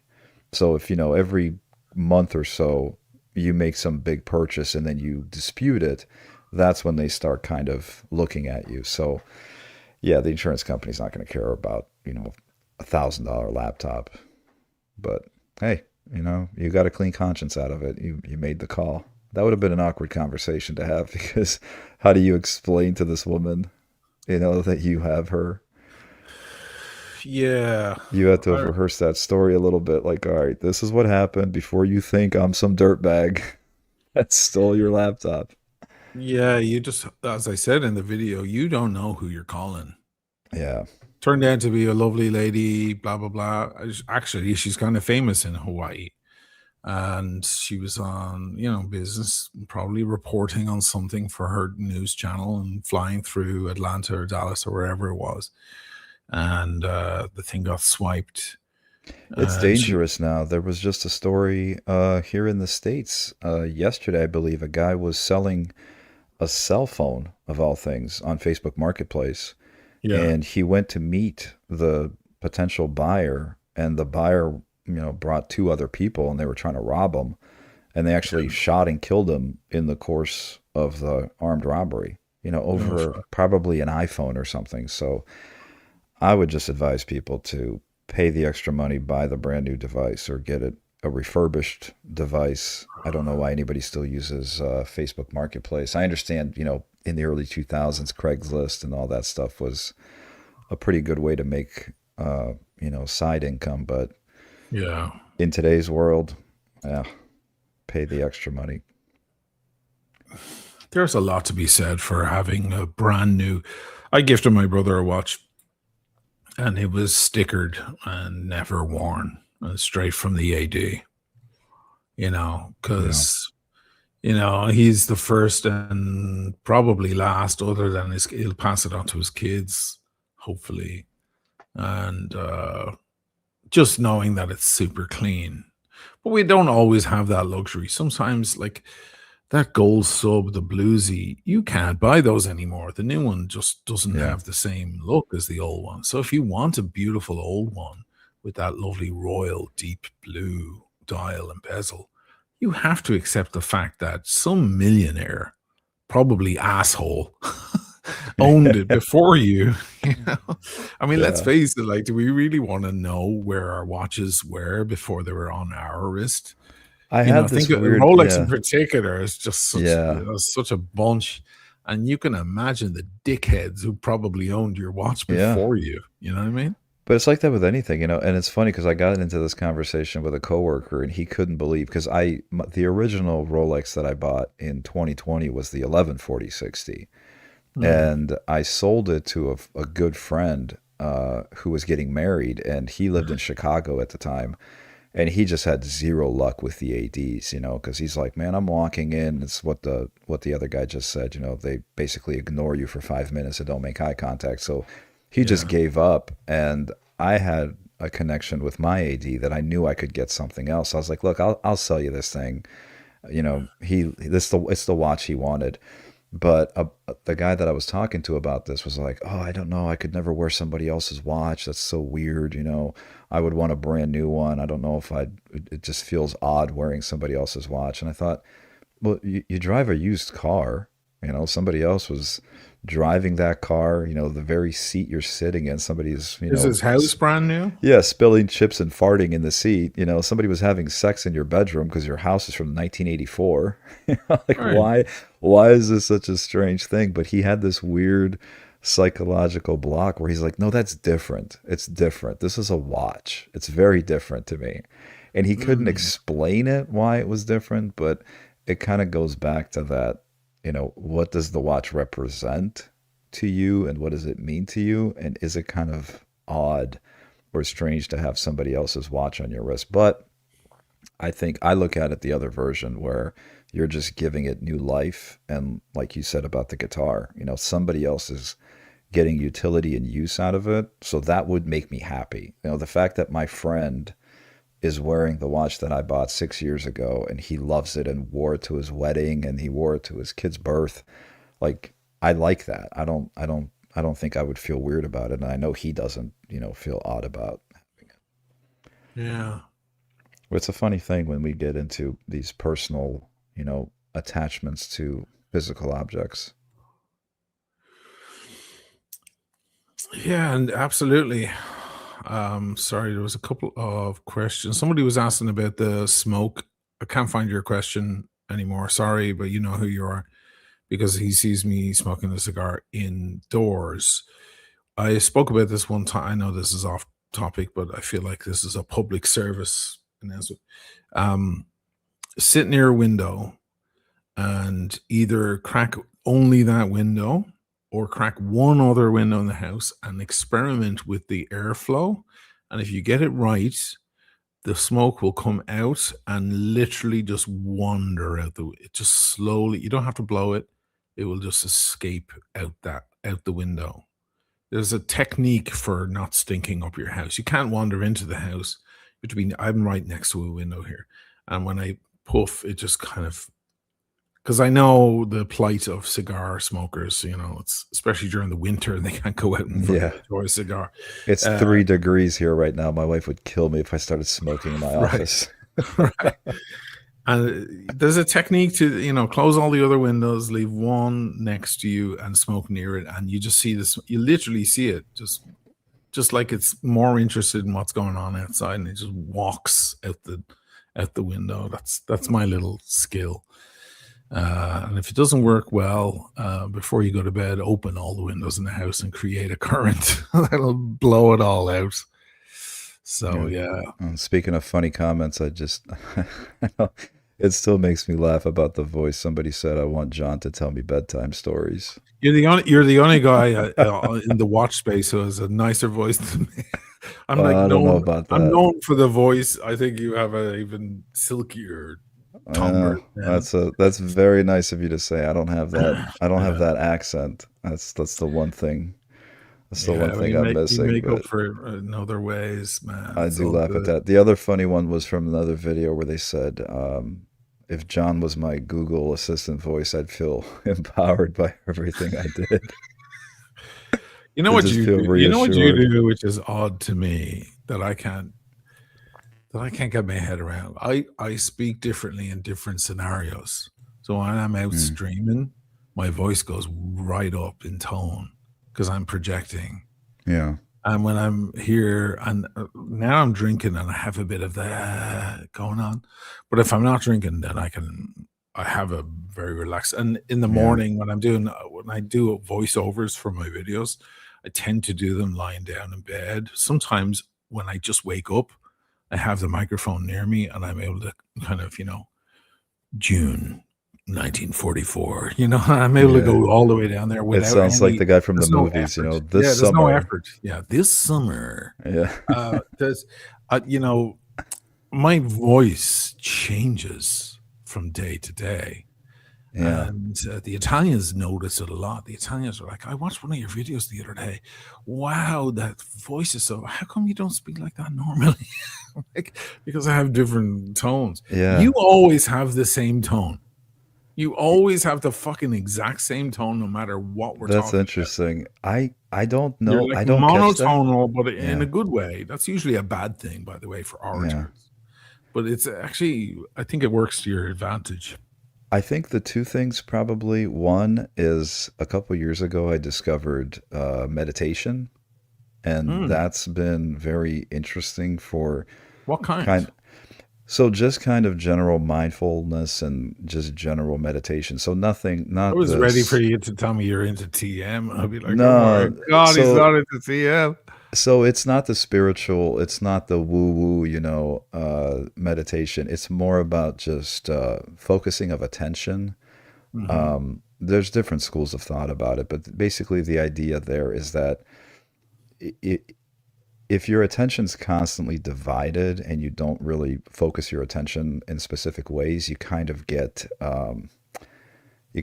frazzled and it kind of stresses you out. And so, obviously, in the line of work that I used to do, that's very bad for you.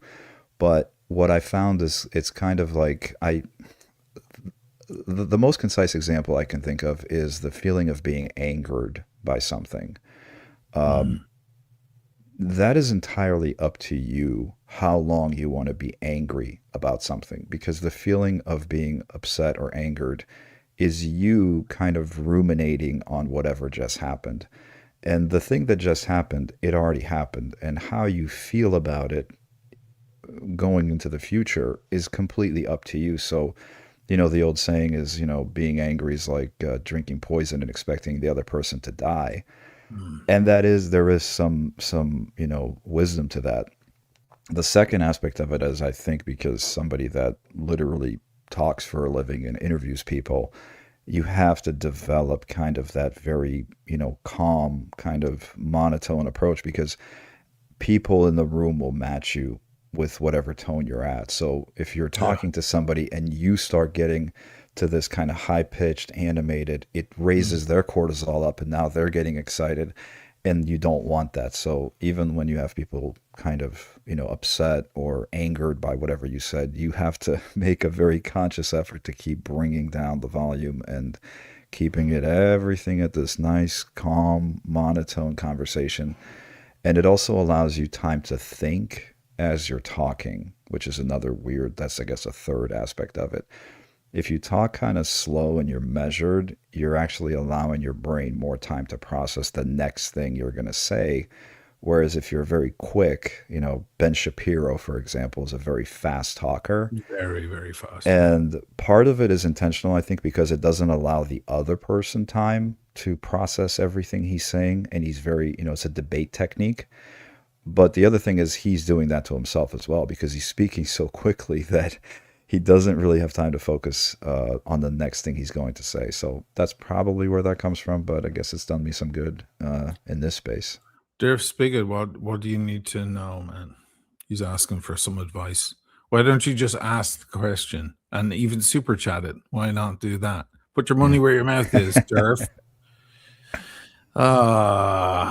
So what are your Today, thoughts? today Greenland, tomorrow Craggy Island. Come Craggy on. Island is off the west coast of Ireland. It's where they filmed, or it's the imaginary island that where Oh, here we go. Father He's Ted.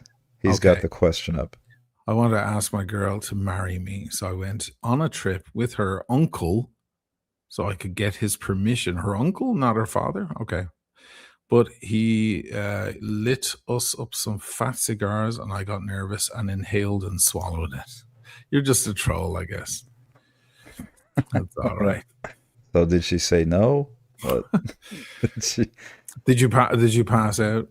yeah. Did you throw up on the boat? What happened? What's the rest of the story? We're all in suspense. Looks like a troll. Interesting. And Yeah. I needed a super chat for crying out Yeah. loud. So let me look at these other questions or comments that came in on that video just to keep on this subject. Oh yeah, that's the name of the thief there, Vincenzo Perugia.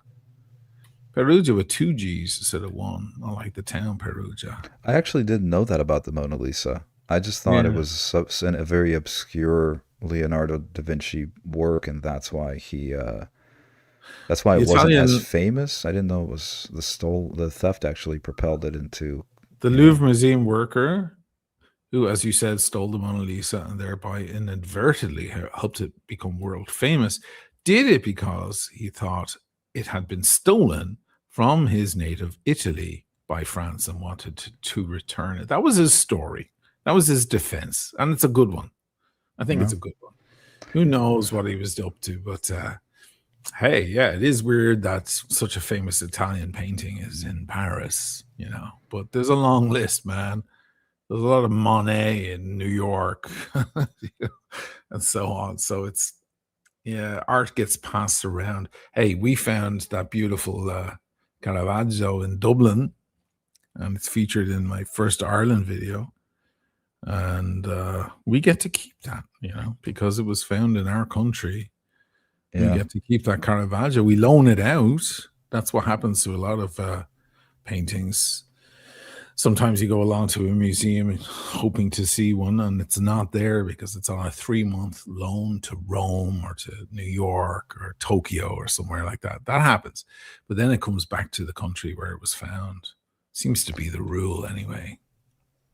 Yeah, ownership's a funny thing.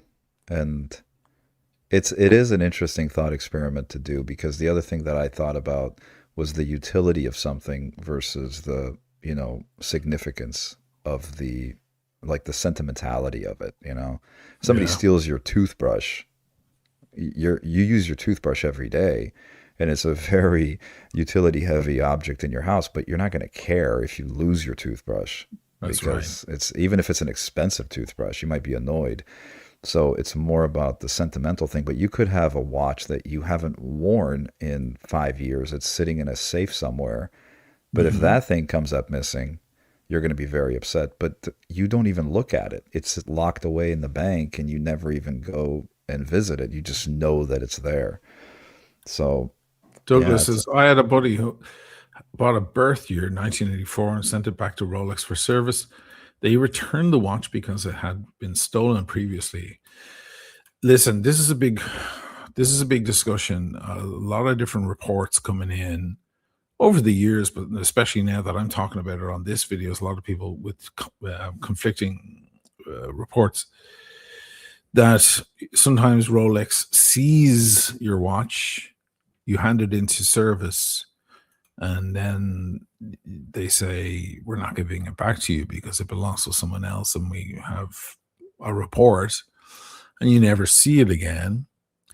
And then sometimes they refuse to service it because of the same reason. Now, makes them decide one or the other? I don't know. I do remember the Paul Thorpe story. Do you remember that years ago where he had a GMT Master he left in for service? Sorry, he didn't.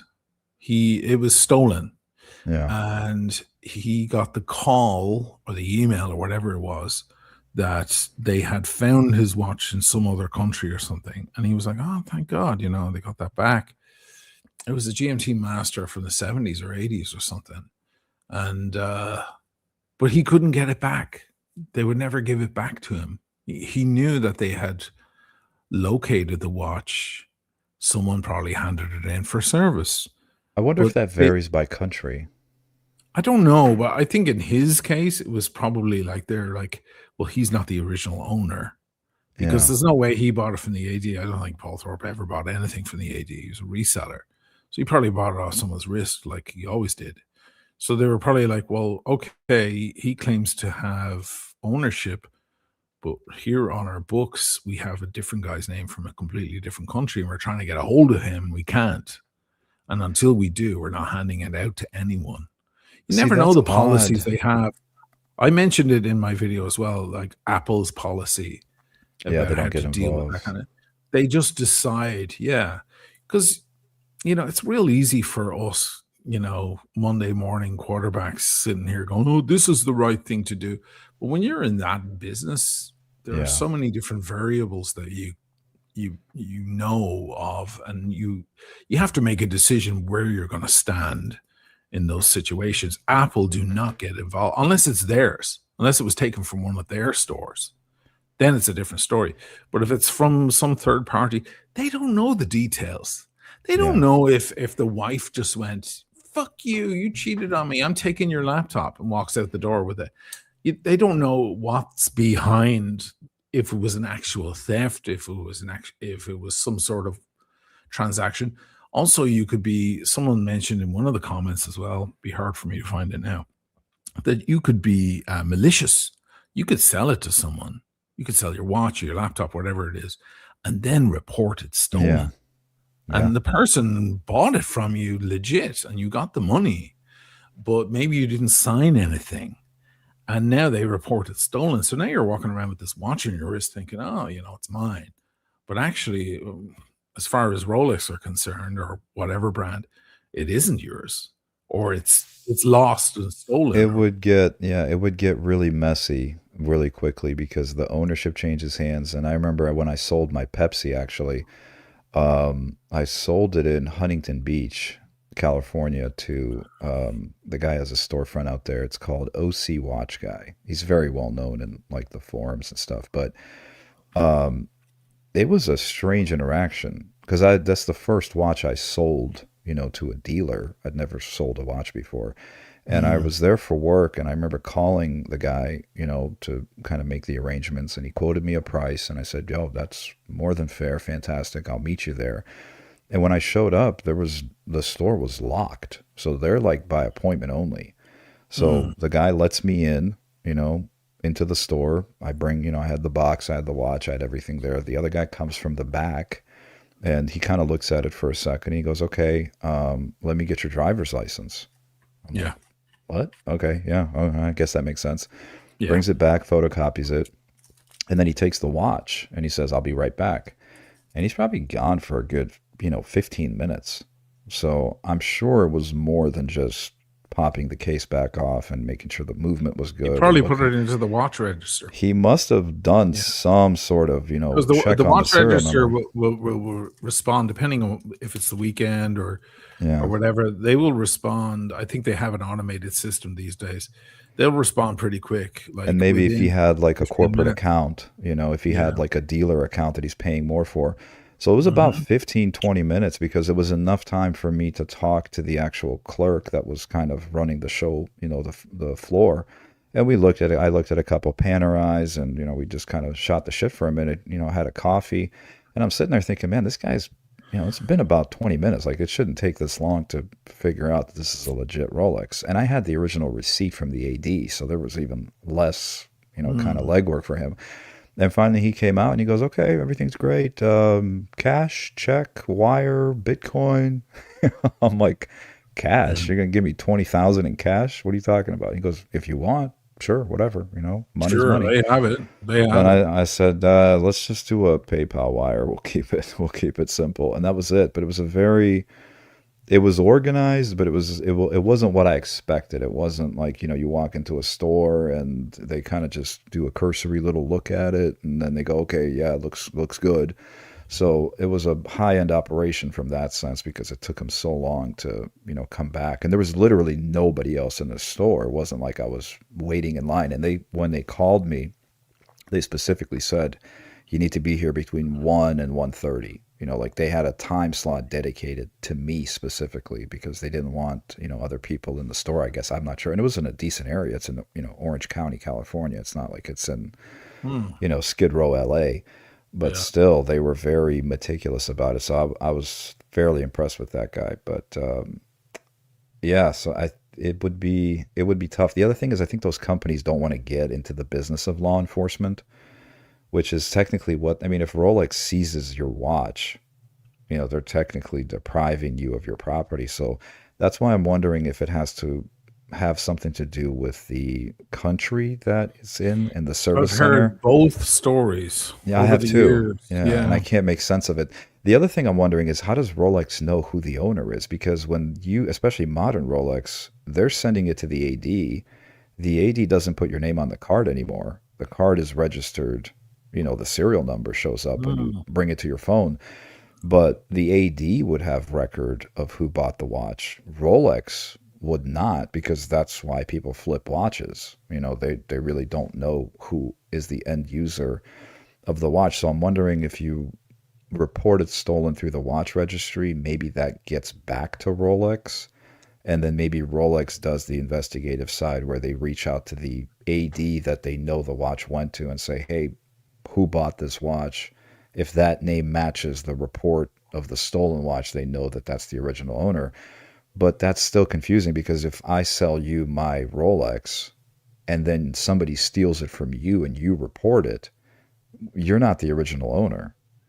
So Rolex doesn't know that I sold you my sub because my AD is going to have my information. So it gets very, very confusing I very swapped out a quickly. Seamaster years ago for a Breitling. It was my first Breitling. I made a video on it in Sienna. I love that fucking watch. And it was fun. It was back when I was learning. I was so innocent, but I was having so much fun with the whole watch thing. Next thing, I had this big shiny Breitling on my wrist. But the guy who came to meet me to swap it out and he gave me cash in the difference or something because my Omega was worth more. It was one of the newer Seamaster 300Ms. It was on several of my videos. I didn't need it. I have my old one. I love my old one.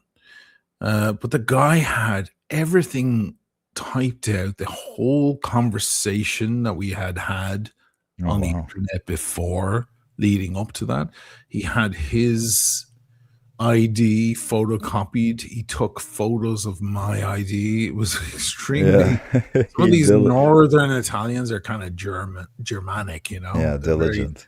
very, very, very, yeah.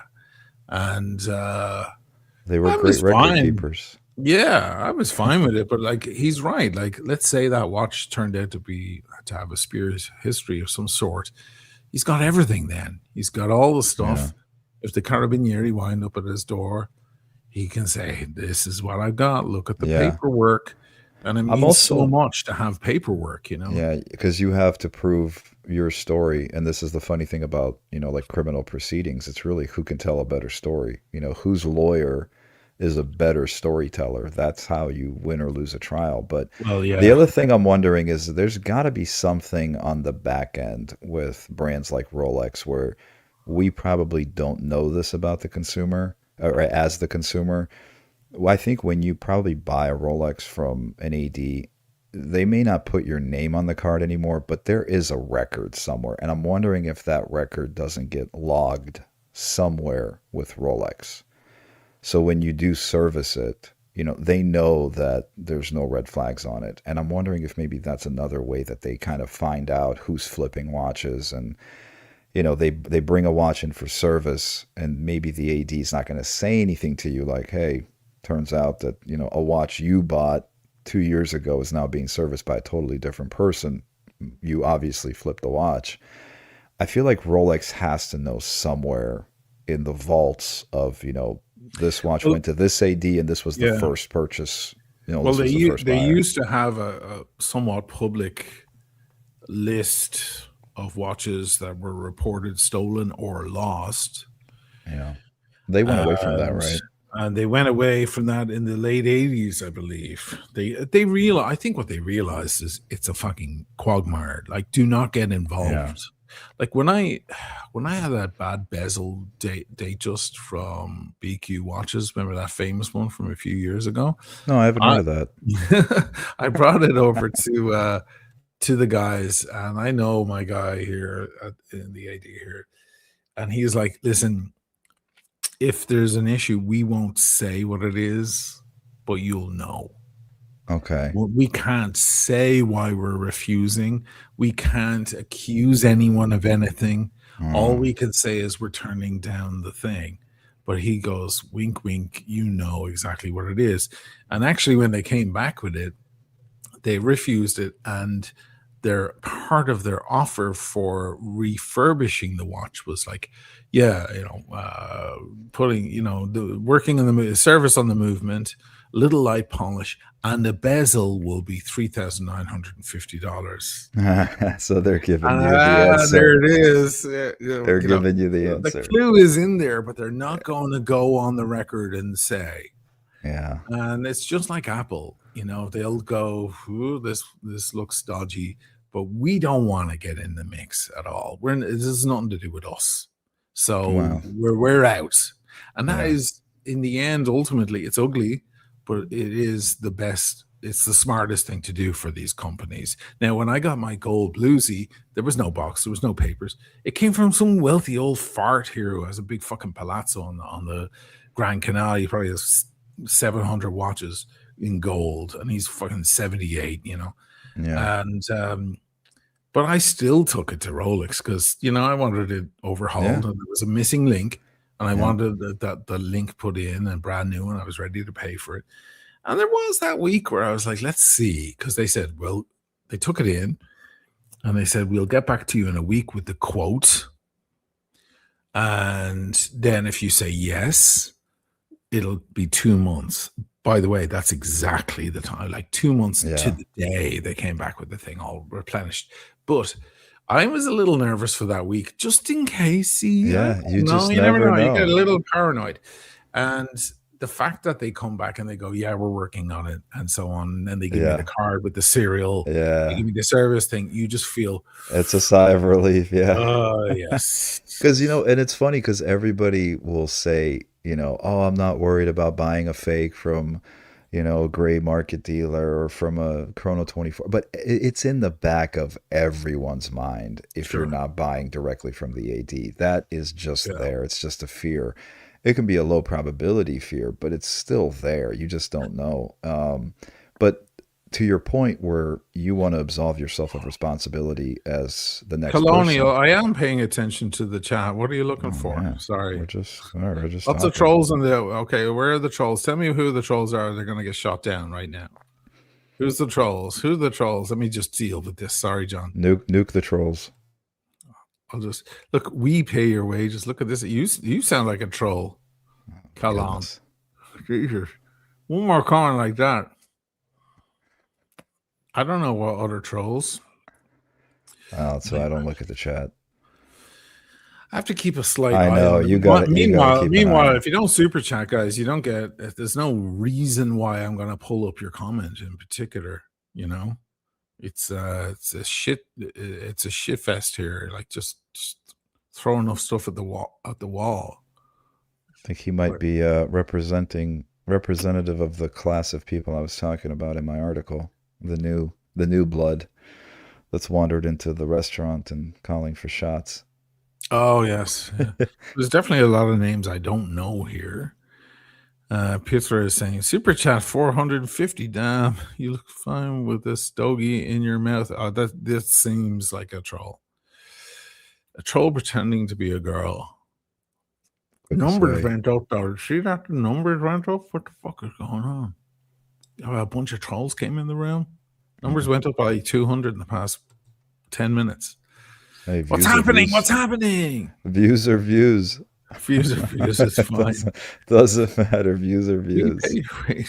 We pay your salary. I heard that once as a cop. I pay your salary. Thank you. This guy's Irish because he says, "I'll pull up outside your gaff." That's a guy from Dublin, not even Ireland. Dublin, different. You know what? It might be coming in from your other channel too. Is that cross? Yeah, but I can see all the shit here. Yeah, I don't know what the fuck they're up to. Guys, just take it easy, have a drink, have a smoke, relax, listen to the behave, relax, hang out. If you want us to reply and talk and mention you, give us a fucking super chat. That's how it works. Anyway, sorry, man. Yeah. What were we talking about? No, what I was saying is that relinquishing of responsibility, I think those brands do the same thing. And in your case, I think the reason they did that, the reason they didn't want to go on the record of saying that there was something wrong, is because you could have left there and said, they said this bezel is fake. And now you're kind of bringing them into that morass. Exactly.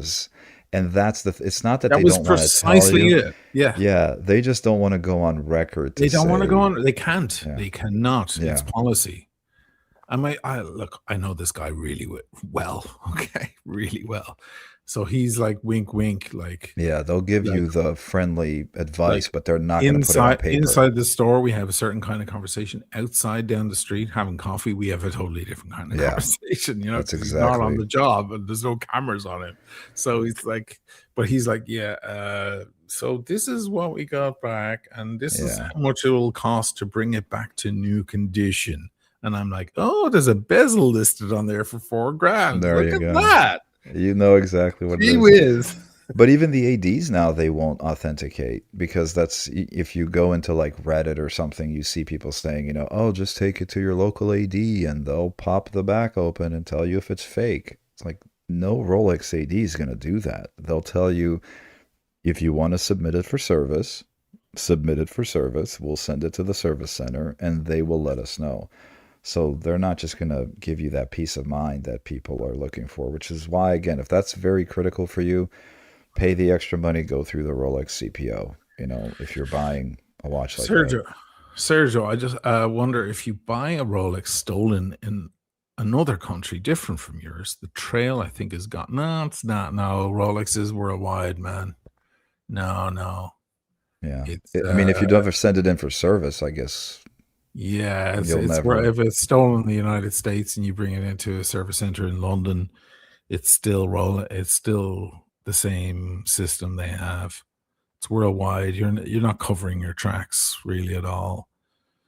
You know, the only thing you're protecting yourself from with that is, if you buy from your AD, you buy a piece and then you want to flip it, you want to sell it, you don't like it, and you're not waiting for the year or two grace period, because a lot of brands have a grace period. Like, you can wear the watch for a certain amount of time before selling, and then we'll understand. But if you sell it within a week, you're a flipper, so you're out. We'll never give you a watch again. If you buy it in Italy, if you buy it in Rome, and you fly to London and sell it, then you're okay. Because they're not going to find out. The distance thing matters there, if you're so inclined. But the theft thing with Rolex, it doesn't. It's worldwide. It doesn't matter where the fuck you are in the world. I don't think. Yeah, they will find you.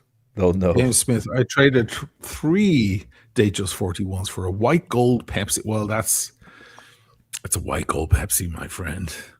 The weight is about 220 grams. I know, man. I had one on my wrist only a few months ago. I bumped into a viewer and he had one. Yeah, the meteorite dial one of all Hmm. things. And I was wearing my yellow gold one. So we kind of swapped for a minute. And yeah, it's a heavy watch. Only Rolex I've ever bought. Gray. Interesting. Okay. I haven't seen that one on your wrist lately. Hmm. I'll have a lot of new pieces came into the I know collection. those VCs. Oh Yeah, man. The VCs. God, They're a I'm lot. telling you, if I ever move into the Trinity, it's VC It's VC, all right? the way, all the Yeah. way. I've been looking at. I've just been going through there. The ones I want are like 80 grand, so I'm gonna have to figure out some other source of income.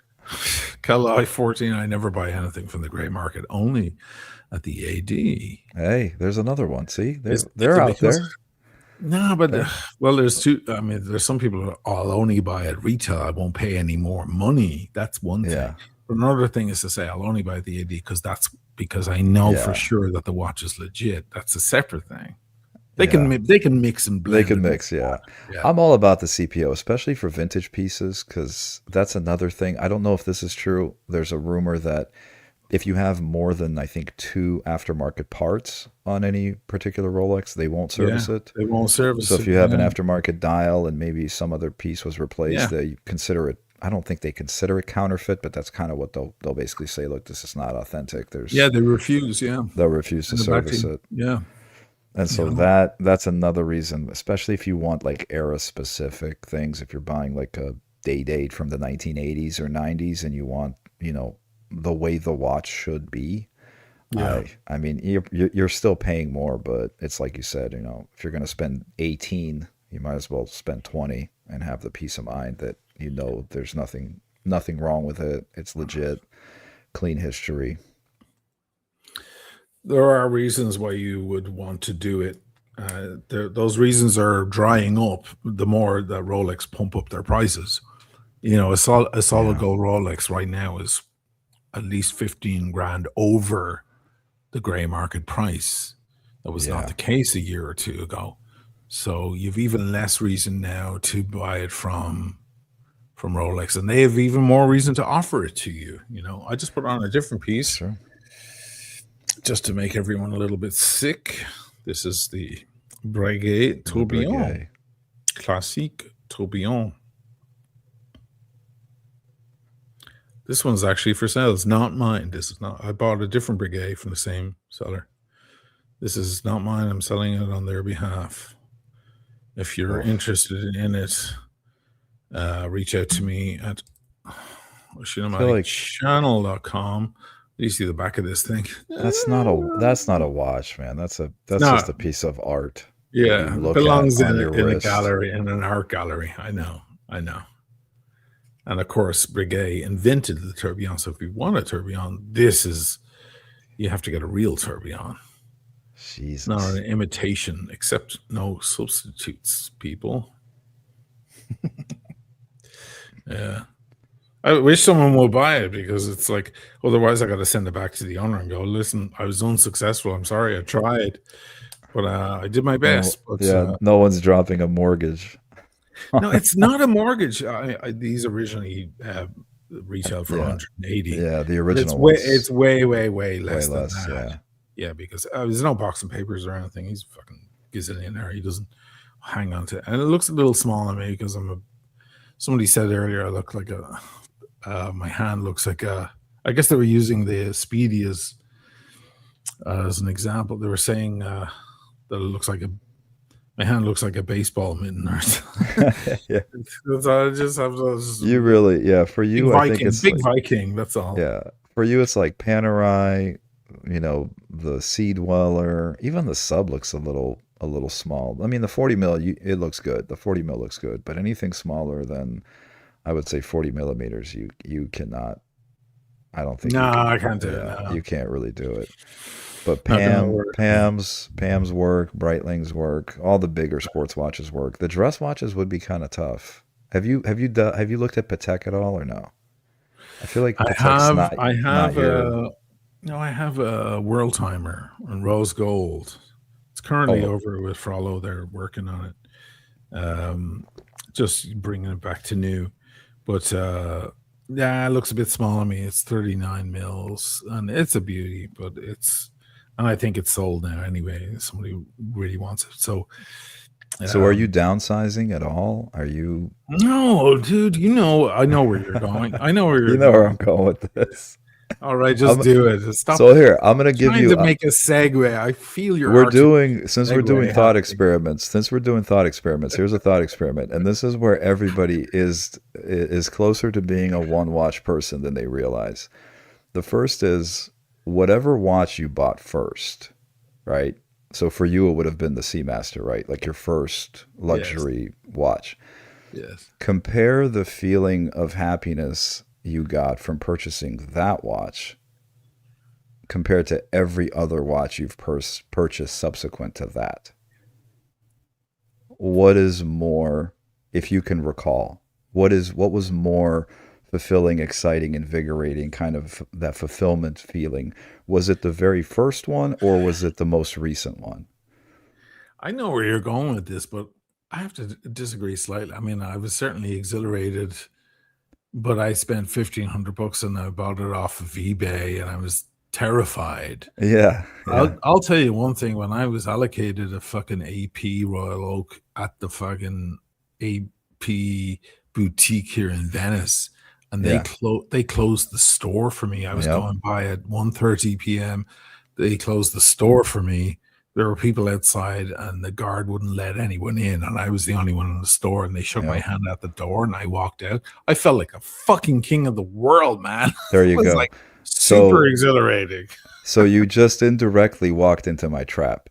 Did I? Of course I did. You're You smarter than linked, me, then. So no, I'm not, but you linked that feeling to one watch. So I gave you a starting I point. just gave you an example. I can give No, you more. but you just gave me the example because I asked you to find the most exhilarating feeling you had from purchasing a watch, and it wasn't your first one. You went what 20 years into the future to where you purchased the AP. So that was the most 20? rewarding, or however many years. When was 5 it? years. 10? 5 years. 5 years. 4 10, or 5 15? years. 4 or 5? No, 4 or 5 years. Was it really that little? I I thought it bought my was more. first luxury watch in 2018. Oh, I thought you had bought the Seamaster in the early 2000s. No, no, no, dude. Oh, so it was I'm a 2018. newbie. I'm a new. So I've been masquerading as a watch yeah, expert the whole so time. that links it to one particular piece, right? So the AP was kind of that experience, that quintessential like I made it experience because you just recalled. I mean, I pictured it as you were saying it. So that's the first kind of point that I would tell people to think about what is the most tied emotionally, which watch has that for you, and Hmm. it's usually going to be one. There's always the one. The other thing I would tell people is if you had a choice out of all the watches, and the analogy I use in the article here that you got up is if you're in your house is on fire, God forbid, and you can only grab one, which one are you grabbing? And so you're a lot closer. I know guys like me and other people that just have the one watch are an anomaly, but you're a lot closer. Most people are a lot closer to that than they want to believe because we've all been a one watch person at one point or another in time. And you can really only link that real connection, real feeling. And maybe it's, again, maybe one is a lot, is harder to get to, maybe two or three. But I would argue that it's very rarely 30. You can't have that feeling for 30 watches. No, you can't. You cannot. I love these subsections you have here. Super collector, a man of almost limitless wealth, status, prestige, and accomplishment. A man who has every luxury brand stored in his walk-in closet, his safe, his bank safety deposit box. Many of his watches are unique and priceless collector's items. Then the enthusiast, a man who owns a varied wide collection, blah, blah, blah, blah, blah, da, da, da, several heavy hitters, but then has other stuff. Final pieces of Grail watch. Sorry, I'm breezing through it. Yeah, no, no. Everybody come watch it later. The amateur. This man is in his early stages of the watch journey. He has a modest collection, lesser known brands, blah, blah, blah. His daily is a G Shock or a simple Seiko. Interesting. Then the quirk. What's the quirk? I didn't read this. This man is unimpressed and more often repulsed by the state of modern luxury market. I think there's a lot of those. There's a I'm lot of thinking, quirks. I think when I was writing that, I was picturing Daniel Katz.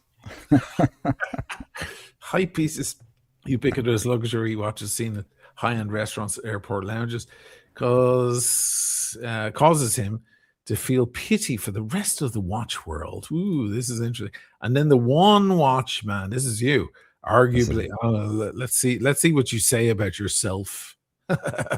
Arguably the rarest in the watch world. I would say, yeah, the one watchman is a man who has chosen to define his collection by one piece and one piece only, not for the lack of appreciation for other watches, nor for the lack of means to obtain more than one piece. He is simply choosing to define. I am simply. Why didn't you be honest and say I am simply choosing to define it? it's from a third Enthusiasm. person perspective. Yeah. There's some of us out there. You're so humble. The hobby will identify himself through a singular presentation. Yeah, this is a good one. Again, guys, go over Yeah. to John's The hunt Substack. is over. Yeah, this is a good one. All you need is one. The case for a one watch. Man, you published this back in July. Yeah, this is one of my older ones, but this one got a lot of attention too. I think there's a lot of watch people out there that liked it. And I always tell people, listen, whatever makes you happy, by all means, if you love collecting, I would never take that away from anybody. But I think that there's a good amount of people out there that maybe are tempted to kind of go that route and they don't really know that they should or they need to. They just kind of feel that that's the standard is more than one piece. You need a diver, you need a, chronograph, you need a dress watch, you need this, you need that. And really, you reach for one typically every day when you wake up. Maybe there's a handful, but that paradox of choice is also something that I cover in there. You know what that one watch was for me for ages? The fucking gold sub. Can you believe There it? you go. See? And that can vary too. You can switch from one to another. As your tastes progress, let's say you start kind of I know. I'm appreciating just saying, like gold you and leather would, straps. you Yeah. would think that the solid gold sub would be like only wear it in special occasions and special No. places. Dude, I was going around fucking Ireland on a fucking bicycle Yeah. with a I stupid rain love jacket that. on and the fucking gold watch. You It have to wear was it, so man. out of place, man. But it was Use cool. what's the guy? There's the YouTube channel, Watches of Espionage, and he says his motto is use your tools. Yeah, So sure. it's really, I mean, yeah, it's a solid gold watch, but there's something, I don't know, there's something very kind of intriguing about that. When you're wearing that piece and you're out in the elements and you're doing things with it, even though it's solid gold, it's meant to be worn. It's not meant to sit in a safe. It's not meant to be, in a glass case somewhere in a Yeah, store. It's meant to be on your wrist and out in the world. I concur. Yeah. Let me put this old sub back on. There Did you you see go. it earlier in the Speaking show? of classics, dude, that thing is phenomenal. I was just looking at the dial, like when you had the close-ups there. That dial Mm. is, Yeah, it's a matte dial on it. Yeah, it's this beautiful old. Let me see and how jangly it is. I know people complain about the bracelets on those, but I feel Oh, like well, people love that's the jangly. They want the part of the jangly. charm. Yeah, it's part of the Yeah. charm for sure. Oh yeah. It's kind of like having a vintage car that you have to physically roll the windows down. Right. It's that. There's a charm to it. Aren't Yeah, all that thing. mechanical watches like that? Really? Yeah. Hey, And even on my stupid big wrist is dude, still. that looks good. Yeah, that Yeah. fits. That fits. Yeah, that patina on the hour markers. Man, what more do you need? That's it. One and 5512. done. One and done. I'll never be able to explain it, but when you wind these old things, it just feels beautiful just winding them. I don't know what it is about older Rolex, even with the 3130 movement, even though they're the same as the slightly newer ones, the winding just feels Yeah. just winding this feels so heavy and And also that price is so he's much. only asking 14. Yeah. That's insane. That's such a low Well, price for one it's of those. listed online for 18, but he was like, "Hey, God. just wear it on Friday. If somebody wants it for 14, they can have it." Yeah. He just wants to move some of his old. He has a collection of vintage beauties, and he's like, "Ah, fuck it, I'll move some of them. Why not?" I think he's getting less sentimental about them. Well, So, hey, pass it on to yeah, somebody else. Somebody else will yeah, form someone new who will wear it memories. because he's not wearing them. Yeah, They're stuck in the safe. There's a big, there you go. huge metal safe in the store, and that's where they've been sitting for years.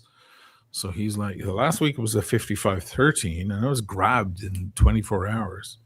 Yeah, and that's the This is beauty of even these more. things, man. That's what it's hard to explain to anybody that's not into, watches and kind of these timeless hobbies. Mhm. It's impossible. It's like trying to explain to somebody what love feels like if they've never been in love. There's no words to kind of convey that feeling. There's a charm to it and kind of a timeless appreciation for it, which is again what caused me to write that article about the state of the modern watch market and how people are calling it dead when in fact it just returned back to where it always should have been. I just watched Vukum, the guy on 47th Street, a kid. Yeah. He just did a live the other day on eBay. He sells stuff and he does like a auction on eBay, yelling and so on. It's a lot of fun. And he made $1 million. He sold $1 million of watches in one session live on eBay. Don't tell me the Yeah. fucking watch market is dead.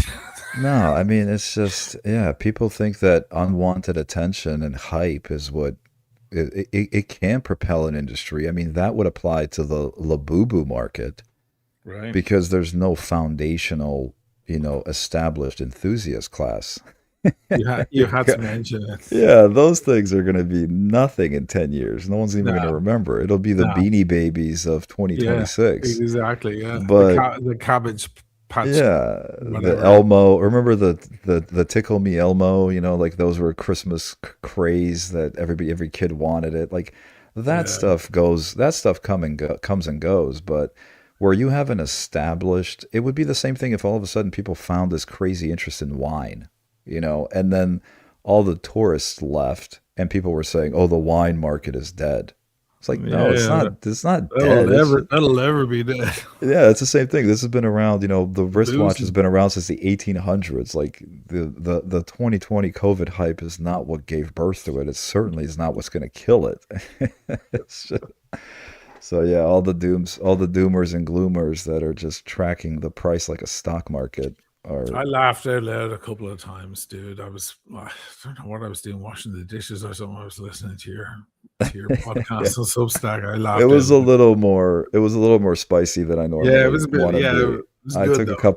couple shots. I took a couple shots in there, but I didn't name anybody. I just anybody watching We is can gonna guess. We can they're guess. gonna know who I'm talking I was about. gonna clip. I did clip it, but I have to get around to reposting it on Instagram, and I was gonna include photos just myself, just to be a little the spicy bastard, like I Yeah. always am. Guys, subscribe to John's Substack. It's called Stop Screaming. I'm Scared Too. And it's good stuff. There's been a lot of posts in the past few weeks. And the latest one is about watches. So get Well, over there. I'm working on another one. I'm still trying to wrap my mind around the concept, but the difference between justice and revenge, and whether Mm. we're kind of kidding ourselves in modern uh, justice system that we're not just exercising revenge. Oh, I like that. Yeah, so I'm still working the concept in my head, but I think that'll be an interesting, again, philosophical thought experiment for those that are interested. So I don't stick to any particular topic. I like it, man. So I think we're going over to Dirk, see if he's live. If you feel like coming over, man, continue the Yeah, conversation. I'm gonna eat real quick, but Yeah. I've been meaning to talk to Dirk. I haven't seen him or spoken to him in a while, so yeah, if you want to send me the link, I'm gonna grab some food and kiss the wife, and then I'll hop back on because she's been home with me all day, so she probably needs a break anyway. Right, because you guys are snowed in. Yeah, we're snowed in. It's like 3 degrees. They closed everything, so she works from home 90% of the time anyway. And today was a rare treat for me. They emailed everybody, said, "Hey, office is closed, so you can telework." So it's been nice. Yeah, day off school. Day off school. So yeah, Guys, the link is in the chat. You can't click on the screen, but you can click in the chat if you want to come over. And we're going to continue the conversation with Dirk Kennedy on the iBashers fun channel. Thanks, John. Good thank chat. you, and thanks for everybody for hanging out. And We didn't talk politics, thank God. We didn't talk politics. What a relief. We might talk politics with Dirk. No, he doesn't want to talk about No, he any of doesn't that. either. He wants to just talk talk about shit. fucking girls and boys and. I got to get him to this is my next thing. I got to get him to watch a couple of movies that you and I constantly quote and watch, and he still hasn't seen for some odd reason. I know he's not. So we're gonna work on. He's still living in 1950. He's like, oh, we just watched that Grace Kelly movie the other day. Yeah. Oh my God, what's for the 90th time? What century do you live in? Yeah, we'll work on him. We'll work on him. Joe LaFaro, epic snowstorm headed for New York. Yeah, I heard. Yeah. Well, I don't know why that's news, because it happens every fucking year. That's like not news. I don't know why. It's funny how we all monitor the weather that's happening in this big city just because all the news stations are based there.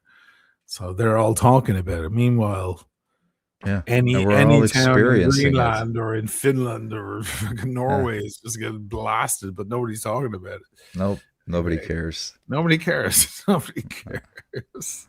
All right. Well, thank you. Thanks for the chat again, Oshin. Thank you for the shout out on the Substack. And if you email me the link to Dirk's, I'll jump over there in a little bit. Say hi to him. Yeah. Thank you, everybody. Go eat some food. All right. See you guys. Thank you. Take it easy, man. All right, guys. I'm going to pop over to Dirk. Again, if you're interested in the 5512 monumental Oshinamati channel, gmail.com. I'm not making a dime. I'm just helping my friend offload some vintage pieces. Why not? It's an extra audience that he doesn't get to speak to.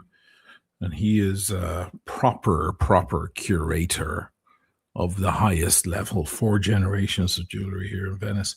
They call him to do appraisals. He just did one the other day. He had to go out to Lido and do a big appraisal, gold and jewelry and watches and so on.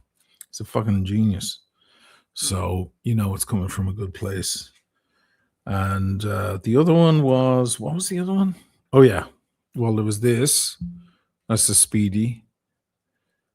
I don't want to sell my strap, but if you make me an offer, maybe I'll think about it. But Michael Knapp put a lot of work into this fucking amazing strap. But this is a beautiful Speedy, just serviced from Omega with original papers. And then, of course, there's the Breguet Tourbillon, which is not mine. I bought the other one, the cheaper one. I bought the cheap one. This is the expensive one. This is a true gentleman's piece.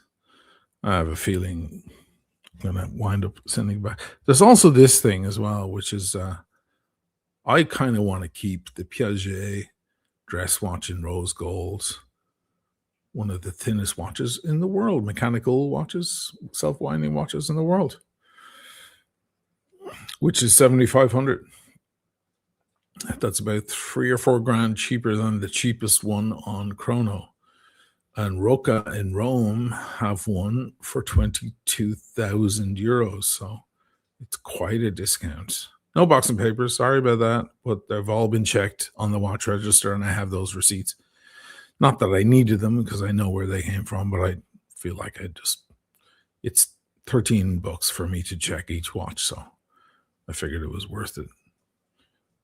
There's a Piaget. Still has the sticker on the back, actually. You can barely see it there. This is a work of art for the bigger wrist, by the way. It's 43 mil, so if you have a wrist like mine and you want a beautiful classic 300 dress watch, Piaget. What's more elegant than Piaget? Nothing. All right, guys. I'm going to go over and hang out with Dirk. We might see John over there too. Thanks for hanging out. Good chat. Good fun. Thanks for the super chats and the PayPals. And I will see you guys again soon. Peace, love. I can't do the L because I have a cigar in my hand. But I'll see you guys over with Dirk. If you leave it playing, it might pop you over automatically. If not, there is the link in the chat. You can click on that directly in the chat. It'll bring you over there. Look at this fucking thing. Oh, man, it's crazy. See you guys soon. Cheers.